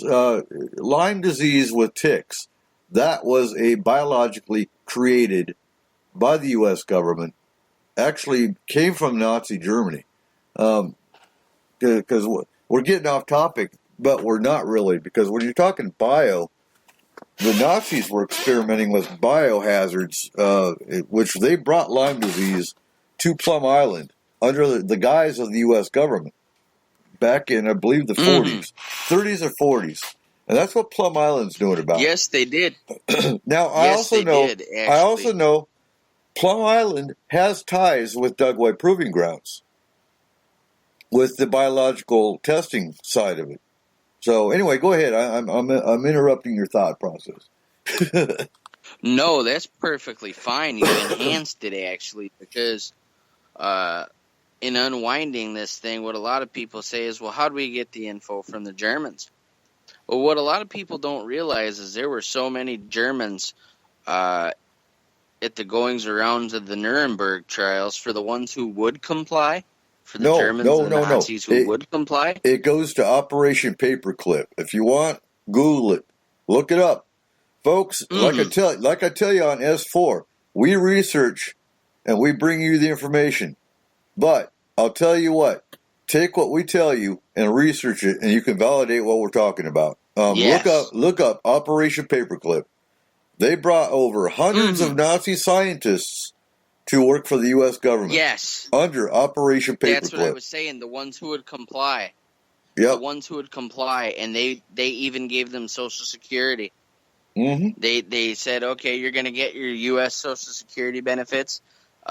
You want to talk about the big issue today is illegal immigrants getting benefits or whatever, fine. But back then they did it with the Germans who were, tossing Jewish babies back and forth on their bayonets. Yep. And that's how a lot of our technology, space technology, actually went through NASA. But in 1941, the Army Chemical Warfare Service, CWS, they decided that it would be a good idea for Dugway because they needed a place that was remote. They could test shit. Because really, you don't want to do it in a city. Someone drops a vial of something, and next thing you know, everybody's got anthrax cookies. Uh-huh. Yeah, that's a word you don't want to say. But since the founding of it, it's been a closely guarded secret. It's no secret what they do out there. No. Now, to what certain detail, I don't know. But here's the thing. With you being in the military for 19 and a half years, I got to ask you, top secret or not, in your field manuals, in whatever you use as a medic, you have access to what they call the MSDS, right? Your Material Safety Data Sheet. Oh, yeah.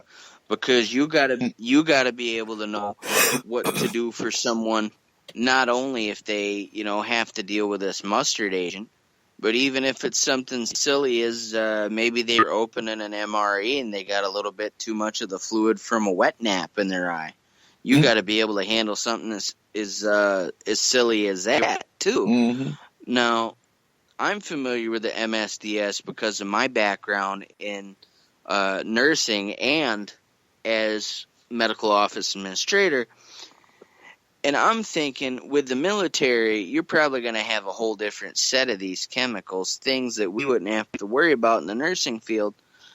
With any access to this, if you really study that, and I don't know how big the book would be for you, but if you really study that and you see some of these things, now, are they going to put that medic, such as yourself, in a situation where your job is to be there and help after they're done testing this on this guy?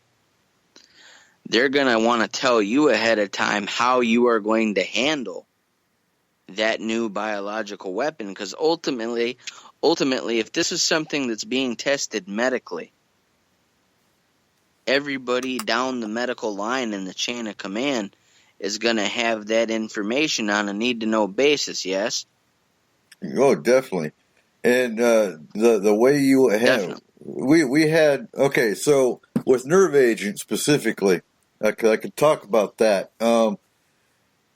Atropine and 2-pan chloride are what we injected. Mm. And you could do 3 sets with a 15-minute interval. And that's pretty much just to get them out of the environment. And 2-pan chloride and atropine injectors were what we used for, and that's every soldier. Every soldier's trained this. As far as getting them out of the environment, that was the only thing we were trained to do. What a doctor did to them afterwards, I have no idea. But as a combat medic, and as any soldiers trained with 2-pan chloride and atropine, and that's for any kind of nerve agent. Now, I do have Army medical manuals that are in our Homesteader group for anybody to go to look at.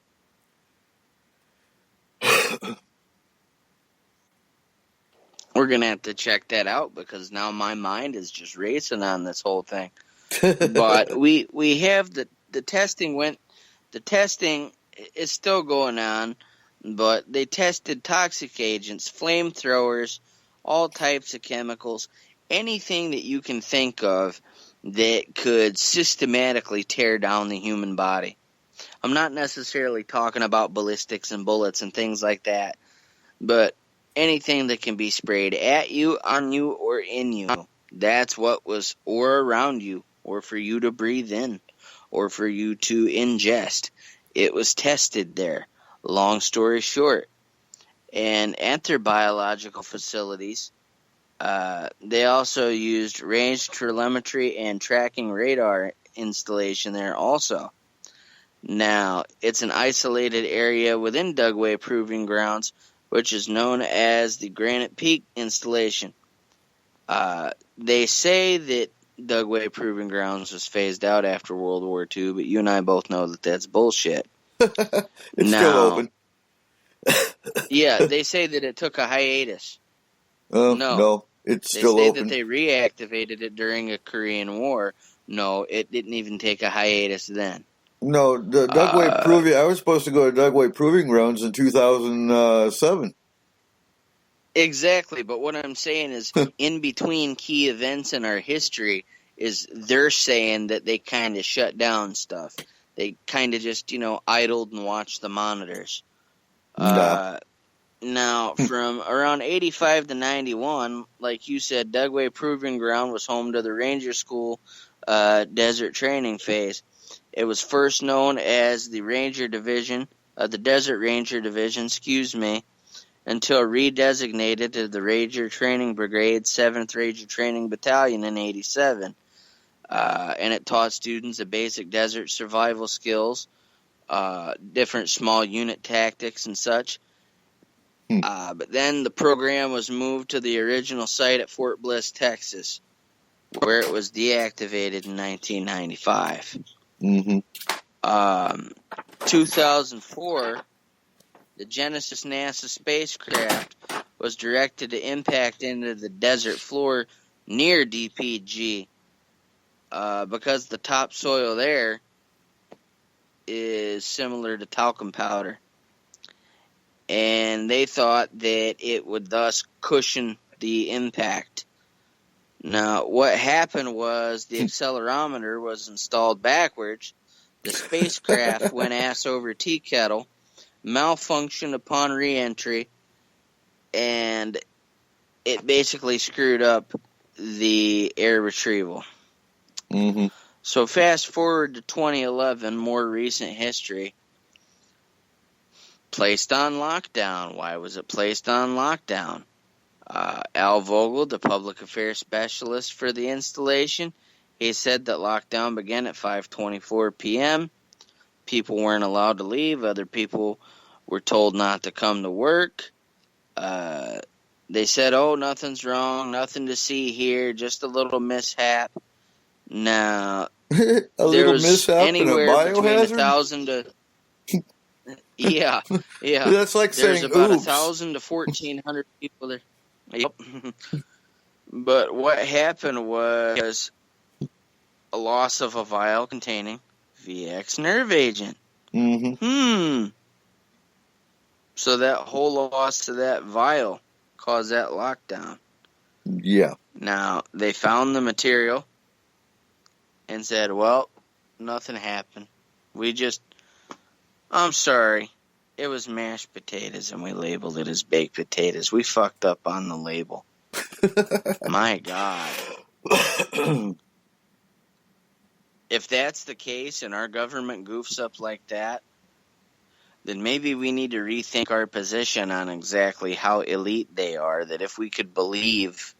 I mean, I know people make mistakes, but someone working that high up you'd think would be put through the ringer. And if they're not, then I don't even know as I want that person operating a microwave or doing anything that involves walking upright. No, that tells me that, yeah, there's a lot more going on than just a missing vial. Because it makes you wonder. An oops? No. That colonel would have been relieved. PAO, whatever. Public affairs? Nah. Yeah, that was, disinformation. It's scary to think on a more cynical and sick side on this and say perhaps that thing went missing as a roundabout way to lock them down. I heard myself.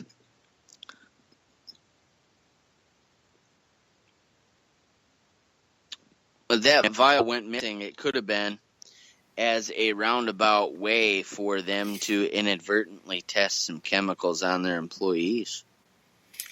I'm not saying that's the case, but think about it. What better way than to get your rats all in a trap than to put the cheese in the center of the maze? That, and think about it, and let's think a little bit deeper. Let's think a little bit deeper conspiracy. So bio, and think X-Files, because I remember specifically an X-Files episode where they're putting alien diseases in honeybees. Mm-hmm.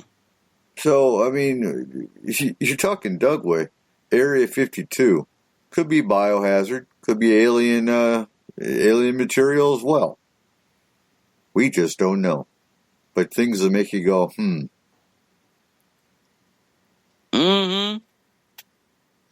We already discussed the sheep, where just about 6,000 sheep were killed. Now, let's see. I got a quote from a study of the U.S. General Accounting Office, and they put out a report back in 94, and it said that between around 1940 and 1974, the Department of Defense and other security agencies performed quote-unquote 100, perhaps thousands of weapons tests and experiments. And the quote reads, Dugway Proving Ground is a military testing facility located approximately 80 miles southwest of Salt Lake City. For several decades, Dugway has been the site of testing for various chemical and biological agents. From 1951 through 1969, hundreds, perhaps thousands of open-air tests using bacteria and the viruses that cause disease in human animals and plants were conducted at Dugway. It is unknown how many people in the surrounding vicinity were also exposed to potentially harmful agents used in open-air test at Dugway. AKA chemtrails.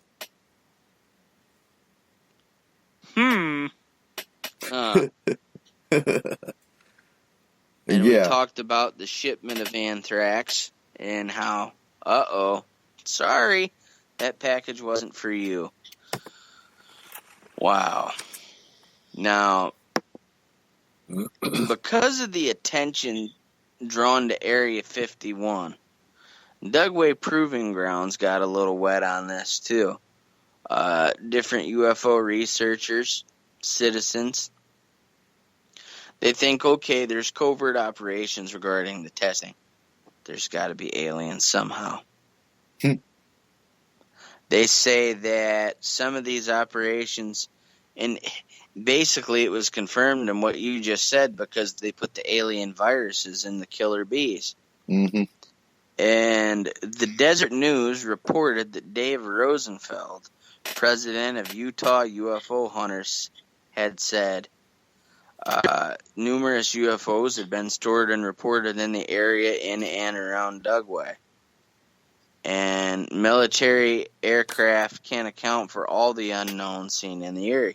We've said that to begin with. Mm-hmm. I made the point when I did a previous show, The Quickening. The identification of what a UFO is doesn't always necessarily mean alien. An insect could have flown at my head. Could have been a bee, could have been a mosquito, could have been a wasp. I don't know. All I know is I swatted at it real quick and it went away. In the technical standpoint, that's a UFO. So you got to think about that. UFO doesn't always necessarily mean alien. And that's a scary part. As far as information on Dugway, that's about all I have. Unless there's anything that you want to add to it. No, that pretty much covers it. Again, we can always go back on other shows and pull up information we find later on. Because as most of you know, I've still got 500 videos to go through from Dante, and he's covering every aspect of conspiracy, right down to cryptozoology in some cases, which we will get to. And actually, our special edition show we are pulling in Markham, we are pulling in Corey Ruiz of Forest Moon Paranormal, and we are pulling in Seth. We are going to do a roundtable and talk about everything from alien history of this planet to, hell, you name it. I'm going to have about 200 pages of notes, and it's going to be a series of shows, I'm pretty damn sure. And these are things that are going to make you go, oh my God, because they're doing that to me right now. And I don't just take one guy's word for it like some people think I do. What I do is I go from my own experiences and all the research I've done in the last 20, 30 years of various areas. And if it correlates, if it's paralleled, and if it shows up in other sources that I've read and researched, then that puts a lot of validity to what this guy's saying. And we'll get there. But more information is going to come up about Dugway, but I think you covered it pretty well. I would like to know if there's a Hangar 18, if there's a S4 kind of area on Dugway. But just being a bio station alone answers a lot of questions. And like I said, people think bio. I think mosquitoes. I think of ticks. I think of the flu. Mm-hmm. Those are biological hazards or biological agents. And everything from the common cold can be used as a bioagent. You put it in a vial. You go up on the top of a roof, and you put it in the air conditioning or heater duct. You just infected an entire building. And that's how it's done in warfare. Along with airplanes, chemtrails, things of that nature. That's biological warfare. And inadvertently, depending on how sparsely or densely populated an area has been, that whole vial could wipe out a whole village or even a partial big part of a culture. Mm-hmm. Now, in terms of Wright Pat, got to mention Roswell because that's where the crash material and beings were supposedly sent. Now, for those who saw this, again, another case in which they were court-martialed and basically told to shut up. Now, I forget the soldier's name, but he was a pilot known as Black Mac. He was a decorated pilot, and he happened to see these things. And he kept the secret from his family for 50 years.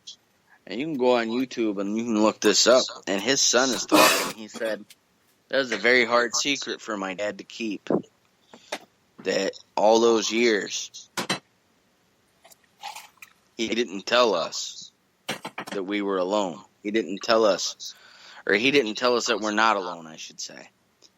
And so, Wright Pat, you can even look, Whitley Strieber has a book that he wrote, and it's a fictional account of a woman who befriends a gray alien that they're experimenting on. Pretty good book. I forget the name of it, though, but I'm not going to plug it because they're not paying us. Pay us and we'll plug it. Right. Okay. Now, unless you're not for profit, that's a whole different organization deal. I'll do voiceovers.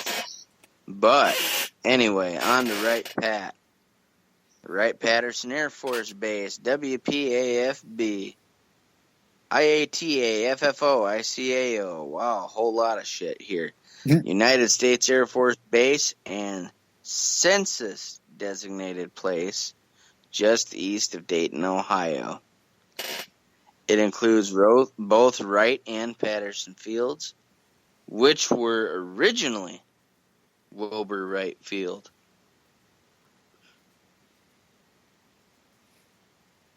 Excuse me. I've been awake for a hell of a long time. I've been awake now 26 hours. And the hosting outstanding unit at Wright Patterson Air Force Base. Yeah, I'm hanging in there. I'm a trooper. I love broadcasting on S4. I love shooting the shit with you, Coop. It's awesome. We're missing a campfire and a couple beers. Right. And in Washington State, where it would be legal if I was there with you. The host unit at Wright Patterson Air Force Base is the 88th Air Base Wing, assigned to the Air Force Life Cycle Management Center. Now, the base's origins began with the establishment of Wilbur Wright Field, May 22nd, and McCook Field, November 1917. They were both established by Army Air Service as World War I installations. Now, McCook was used as a testing field and for aviation experiments. Wright Field was used as a flying field, renamed Patterson Field in about 1931. The Fairfield Aviation General Supply Depot, Armor School, and Storage Depot Cook's functions were transferred to Wright Field when it was closed on October 27, 1927. Mm-hmm. Now, the Air Force Base in question was established Wright Pat in 1948 when Patterson and Wright Fields merged. Now, up on to 1995, when the Bosnian War was at its peak, they were held at the base, resulting in the Dayton Agreement that ended the war. 88th Air Base Wing is commanded there by Colonel John M. Devalier. The Command Chief Master Sergeant is Chief Master Sergeant John M. Mazza. Now, the base had a total of approximately 28,000 military, civilian, and contract employees as of the last census. And it sits in 2 counties. But, let's see. The base is on the larger side of all the Air Force bases with diversity and different demographics, which isn't really relative to what we're talking about, but there's a lot of people from a lot of places there. Mm-hmm. Really, when you think about it, though, systematically, that's a good international place to deal with some extraterrestrial intergalactic shit. Now, it's the headquarters of Air Force's Material Command, one of the major commands of the Air Force. Wright Patterson, or Wright Pat as they call it, is also the location of the Air Force Medical Center, Air Force Institute of Technology, the National Museum of the United States Air Force. It is also the home base of the 445th Airlift Wing of the Air Force Reserve Command, Air Mobility Command Gain Unit, which flies C-17 Globemaster, heavy airlifter. Wright Pat is also the headquarters of the Aeronautical Systems Center and the Air Force Research Laboratory. Now, I almost stopped there in the middle of that because I'm thinking, for such a big place, you go down all these things again. Air Force Research Laboratory, Aeronautical Systems Center, Air Mobility Command, host 445th Airlift Wing. All these things going on. Now, I'm going to use a word. That's a plethora of activity that can very well be related to the logical side of things. And again, you can't mention it without Roswell. And then you talk about the underground. Now, the Indian Mounds. No, the Indian Mounds. They built it on top of Indian Mounds. Oh, that wasn't too smart. Underneath. Yeah. Yeah.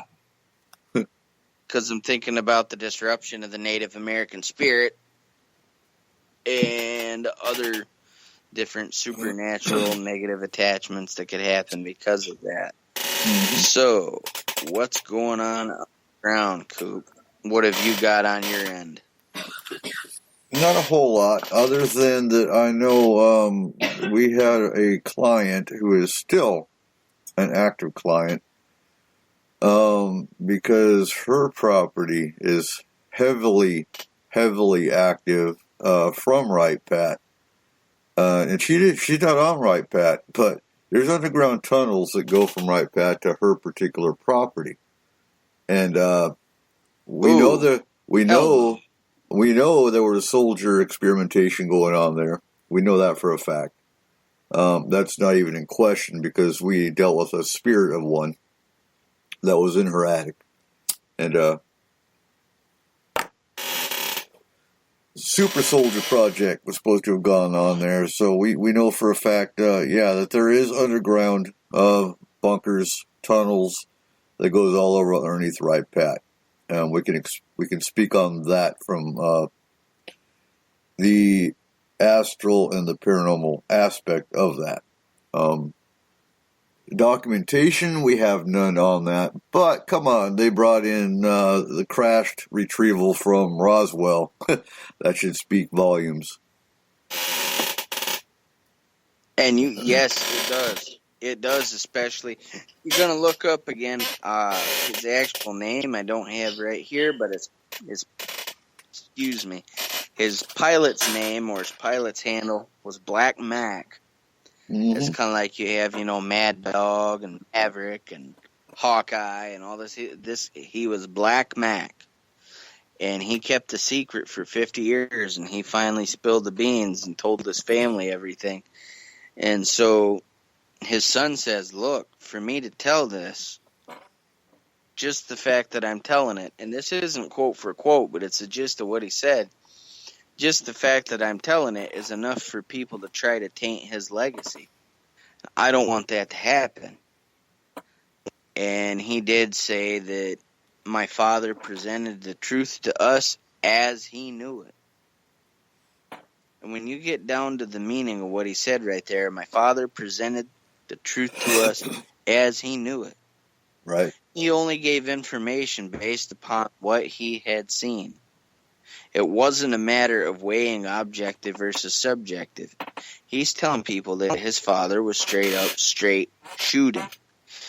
And that leads me to believe that if he had an assumption and wasn't sure about something, that he didn't voice his opinion on that.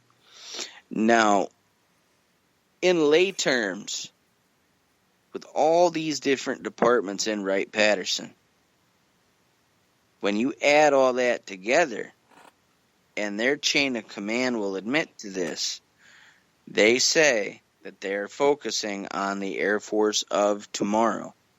What is tomorrow's Air Force going to look like? How much better are tomorrow's stealth wings and other stealth technologies going to be? How much better is the radar going to be?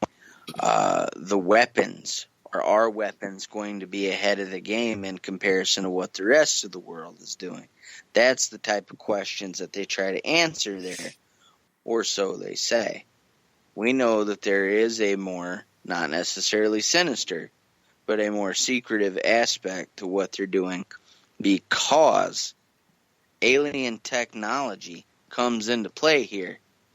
When you think technology of tomorrow, Coop, we are always looking ahead. We are always looking to the stars. We are always looking forward. And again, there's that damn Eisenhower Agreement that keeps popping up like a game of paranormal whack-a-mole. It pops up in this situation because our people go missing. Well, I'm going to bring something up real quick. It goes back to our founding fathers and how they designed. It goes back to our founding fathers with how they designed the Washington, D.C. If you look at the way the Pentagon, if you look at the way the Washington, D.C. and the monuments are designed, they all point to Sirius, the Dog Star. It goes back to our founding fathers. Yes, they do. Yeah, I mean, we could go on because there was a lot of mathematical design in that. Mm-hmm. I mean, even Columbus. There's a ton of symbolism there. Even Columbus himself when he crossed over to this continent, saw UFOs, and it's documented in his journals. So we're talking aliens have played in, well, we won't go back as far as civilization because that's a whole other show. But our founding fathers, even in the way they designed, and everything in DC points to Sirius. So exactly, and the design, the fact that it points to Sirius, there's so many indications there. Now, one thing of note in my research, and I knew about the Roswell, I knew that they were working on stuff that we may not be using so much today, but supposed to be used tomorrow, when I have tomorrow's technology today, and we just don't want everybody else to get the handle on that. But beside the point, if you ever heard Goldwater, he was a senator in the 60s around the time, and on several occasions he told about he was denied access to view the underground facilities there at the base. They wouldn't let him know what was going on or how. And when he did get to the base and he requested to see what was in Hangar 18, his request was forwarded to Curtis LeMay, the general. LeMay gave Goldwater a resounding answer of no. Told him, don't even worry about asking again. No.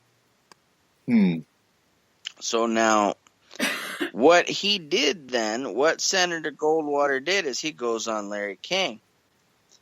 And he said that General LeMay was mad as hell, and he cussed at him and yelled at him. He didn't say that he threatened him, but he's told to never ask again. Now, these claims dealing with the secret base's operations include, but are not limited to, 1981, let's see, author Jean-Charles Fumeau wrote a book, I can't even begin to pronounce that in French, Preuves Scientifiques. He claimed, I gave it a go, good old college try. He claimed that a fellow named Leon B. Vissy was given access to a secret place where he purportedly observed 2 dead alien grays.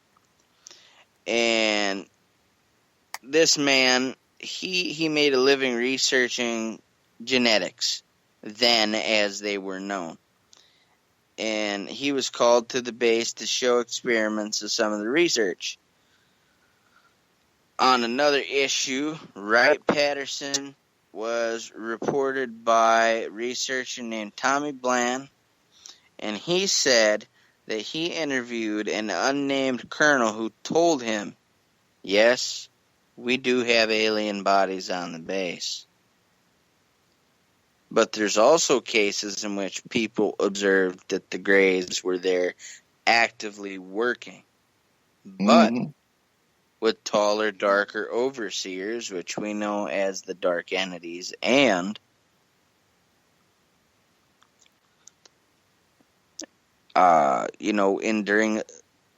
the abduction sequences and such that so many people have played out, you have your cases in which there are the gray aliens there, and then you have cases where there might be a reptilian or maybe other aliens that are darker and blue in color, but it was also reported that the taller overseers were there with them, standing in the corner watching them work. Now, this one lady named Norma Gardner, she said she worked at the base for years, and this is where it gets interesting. She spilled the beans when she got really old. She had a very high security designation. Her duties included inventorying any parts from crashed UFOs. She said that she saw 2 dead alien bodies that were blue or green and bluish in nature. So I'm wondering maybe if they had an oxygen, need for oxygen as we do, and maybe that's where the blue came in. But she said they were green and blue in nature with the big almond eyes. And when they asked her, she said that she was asked basically on the sly, why are you telling people? She says, look, I'm at an old age now. Really, what are you going to do to me? Right. And that's, that's a pattern that you notice is a lot of these top secret personnel, military personnel, high-level clearance personnel, they go their whole life with whatever the secret is. Maybe it keeps them awake at night. Mm-hmm. I mean, for real, we're lucky at a day and age where we can get on the air and talk about stuff like this. You take the experiences that you had years ago, some of the listeners have had, that I've had. You try to tell somebody about that in a different era and a different point in time in our history, you're going to get ridiculed, you're going to get smear campaign, and it may even be easier to live with that secret than it is to actually tell it and get it off your chest. When it comes to the type of ridicule you face. But now, in the case of Arthur Exxon, who was a retired Air Force officer, he said the alien-related materials from Roswell were shipped there, and they have been stored there at the base. Since then, in 1947, he was first originally there, and it's there now. He worked his way up to being a brigadier general, and in 1964, he was given command over the base. And despite having command over the base, Coop, get this, he was still denied access to the hidden secret facilities of the base. Now, how the hell are you the commander of the base? The commander, Coop. How the hell are you the commander? And you are still told, do not pass go. Do not collect $200. Sorry. Well, that's unheard of because the commander usually has to know everything that goes on the base in case something leaks, there's an incident. He's supposed to know what's going on. And that goes as far as the Army side for sure. So, yeah, super soldier program. Yeah. Now what I'm curious about is I wonder if DARPA has any ties with the military bases outside their own facilities.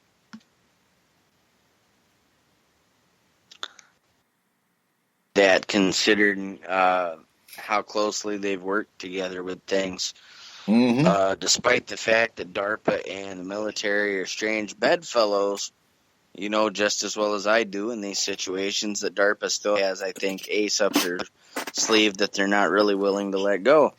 Right. But when you take these super soldier programs and you take them into account, they're getting the technology to share with us from these alien races, the technology that's being given. I'm often wondering if that isn't, they say, okay, no, they're testing this, no, they're testing that. How do we not know that these soldiers who qualify for this DNA program do not have anything to do with the Eisenhower Agreement? Is what I mean instead is, who's to say, Coop, that all the people who were sacrificed, for lack of a better word, in this Eisenhower Agreement, who's to say that all of them were just abducted and probed and all this and that? Perhaps some of these were involved in taking the military people, testing them, giving them some supernatural Nikes so that they can run faster and jump higher, putting a little extra get up in them, giving them some go pills, and doing it under the auspices of trying to create a better, stronger, more efficient soldier. And a perfect example of this, if you're really into any propaganda that may lead you to the truth, and as funny as that is, there is some out there, you check out the Universal Soldier movies with Jean-Claude Van Damme. Right. And they're systematically bioengineering people, giving them cybernetic parts, beefing them up, steroiding them up, this and that, whatnot, trying to create the super soldier. Well, even going as far as the TV series Dark Angel in the 90s, yes, where they were creating super soldier kids. I mean, they've kind of leaked somewhat with the super soldier concept before the Claude Van Damme movies came out, because Dark Angel was out before that series came out, I believe. So they've always kind of toyed and hemmed and hawed over the idea of it. Where did they get the idea? Right, Pat? Exactly. And I'm also wondering if the Super Soldier program wasn't a way, or I should say isn't a way, for the gray aliens or others involved, that maybe they're benefiting from that DNA manipulation on these soldiers because it helps to fix the broken DNA that they have. If you go by the hunch that some of the aliens had reported that their DNA was messed up due to years and years and years of breeding scientifically, or in some cases interbreeding. Mm-hmm. And from a medical standpoint, really, it makes a lot of sense. Like, okay, let's say a woman is going to go have a baby and she decides she wants to go to a sperm donor. Now, in all realism, and I'm not down on myself when I say this, but I am about 5'3". I have a plethora of health issues that are a result of the development that I had in my womb. And I may be a very smart individual, but I'm not a genetic jackhammer. So a guy like me isn't going to probably be accepted into those. They want the cream of the crop, no pun intended. Right. Now, with that being said, you take the super soldier program for an alien to be testing. And I'm not making fun of anybody, but I would rather have a soldier who is physically fit, who on the whole takes care of themselves, has to go through rigorous training where they are mentally sharp, they are physically sharp, they know how to handle that weapon, they got a grasp of their job. They're the first people that I'm going to go to genetically modify, test, and try to improve, because if they are going through those rigorous programs, then they are further up the evolutionary ladder than we are, sitting on the couch and chilling out. So they're going to want to experiment on them by nature. Now, I have a story that relates to this. I don't know if it was in Wright Patterson. I can't say that it was. But I have a cousin in Sugar Valley, Georgia, who openly admitted to having certain experiments done on him. Mm-hmm. And when I first met him, I was 6 years old. My vision was still horrible. Now, I thought he was talking to me. He was actually trying to give our car a cracker. And this is no laughing matter. Of course, I was a kid, and when I saw him trying to give the car, he was, "Hey, buddy, you want a cracker?" He was trying to give the tire to the car a cracker. So I told people about it. They said, well, that's just your cousin. Just let him be. Just let him be. But I shit you not. I would be outside playing. And all this man took with him, he took a lighter, a tarp, and a bow and arrow. And he would disappear into the woods for 2-3 months at a time. He'd come back. He'd have a full beard. He'd have a few deer skins. He'd have the tarp. And he didn't get in a truck and take off. He didn't have a truck that he was loading up. Mm-hmm. And you take those woods in Georgia where you get, even in the winter, a lot of these insects aren't dying off. And you have all these different conditions that Mother Nature throws at you. And you're just taking care of yourself with a bow and arrow and a tarp and a lighter. For one, you got to be one hell of a survivalist with some training. Yep. For another, if he's coming back and he's in the woods all this time, Coop, and he's exposed to the elements, because he didn't have a cabin, anything like that. Different people would see him around. And when you think of this, what that comes to is what type of genetic engineering did he go through that allowed him to withstand the things that if you or I are going out into the woods, we're coming back home with a cold, we're coming back home with a flu, depending on something small, like if we didn't properly cook that squirrel, we're coming home with a case of dysentery. And Right. this guy strolls home like he just got through with a tenure at Disneyland. So you have to take that into consideration. Oh, most And definitely. at Wright Pat, these programs that are going on had also been rumored to create our most notorious soldiers and super soldiers who were responsible for some of our nasty black operations that we don't want to talk about, because supposedly if they're black ops, they don't happen. What happens at Wright Pat stays at Wright Pat. But you take our assassins. I also want to bring up, though, and it's a whole other show to discuss it, but I believe the Super Soldier Project was brought over from the Nazis. Because I know Hitler himself was also toying and experimenting with the idea of super soldiers. Now, I have a theory that more than likely Paperclip, again, was involved with the Super Soldier Project. They gave him a facility at Wright Pat. Here you go. Have fun. Create us some super soldiers like you're doing in Nazi Germany. So that would be my hunch, because Nazi Germany actually started the super soldier idea back when Hitler was in power. Well, I can tell you nowadays what's going on with Wright Pat is there's actually in the news some of the Marines and such who had been around there are shipping around some very unmentionable photos of other soldiers, and it's raising a stink. Mm-hmm. Because of security clearances and stuff like that. It's really making them look bad. And a lot of people say, well, what does this have to do with a conspiracy? All right, think about this. That's drawing attention to them to begin with. That's also drawing the wrong kind of attention. And so if I type in, nude photos, Wright Patterson. Well, next thing you know, you start typing in Wright Patterson. Other stuff's going to come up.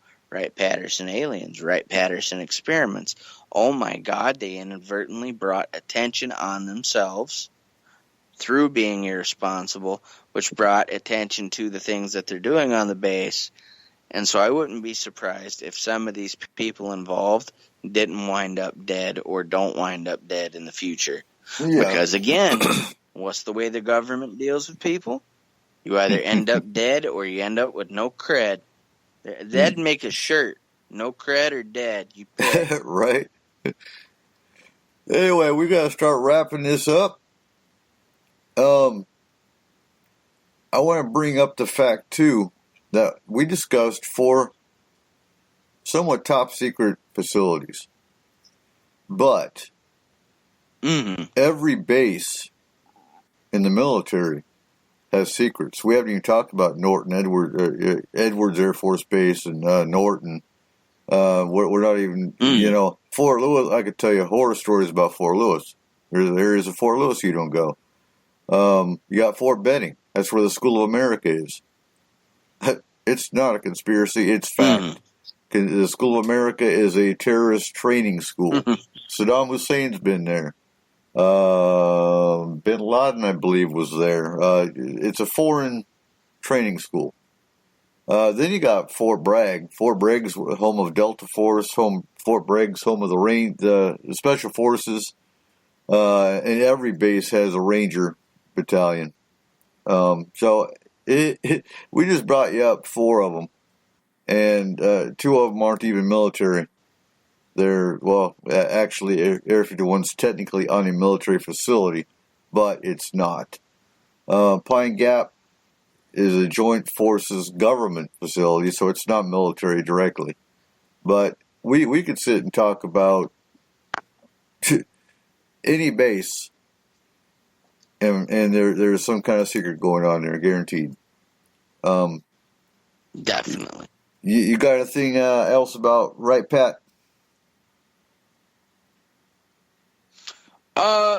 not necessarily Wright Pat per se, but I did want to add one for a minute in brief to leave the listeners thirsty for a little bit of research. Maybe they can return to you and I. One that didn't make this list, and I was pretty surprised, was Dulce, with the Chimera experiments underneath the ground. And at different levels, supposedly the further down underground you go, the weirder and weirder and weirder it gets. Well, Dulce's... from Chimeras... Yeah. Dulce is where you had the vats of blood and body parts that the reptilians were keeping. Yep. And where the human jello. Yep. And where the Dulce Wars happened with Philip Schneider and 2 Canadians that did survive, and they actually got taken back to Canada and kept in convalescent centers. And them and Philip, who isn't with us obviously, but and I don't know about the Canadians. I had Dave from Spaced Out Radio was going to try tracking them down, but nobody could talk to them. I don't know if he ever tracked them down or not, or I don't even think we had names for them. But I didn't bring up Dulce because we've only got 2 hours, and we actually went overtime a little bit. Yeah. But yeah, there's always another program. Oh yeah, most definitely.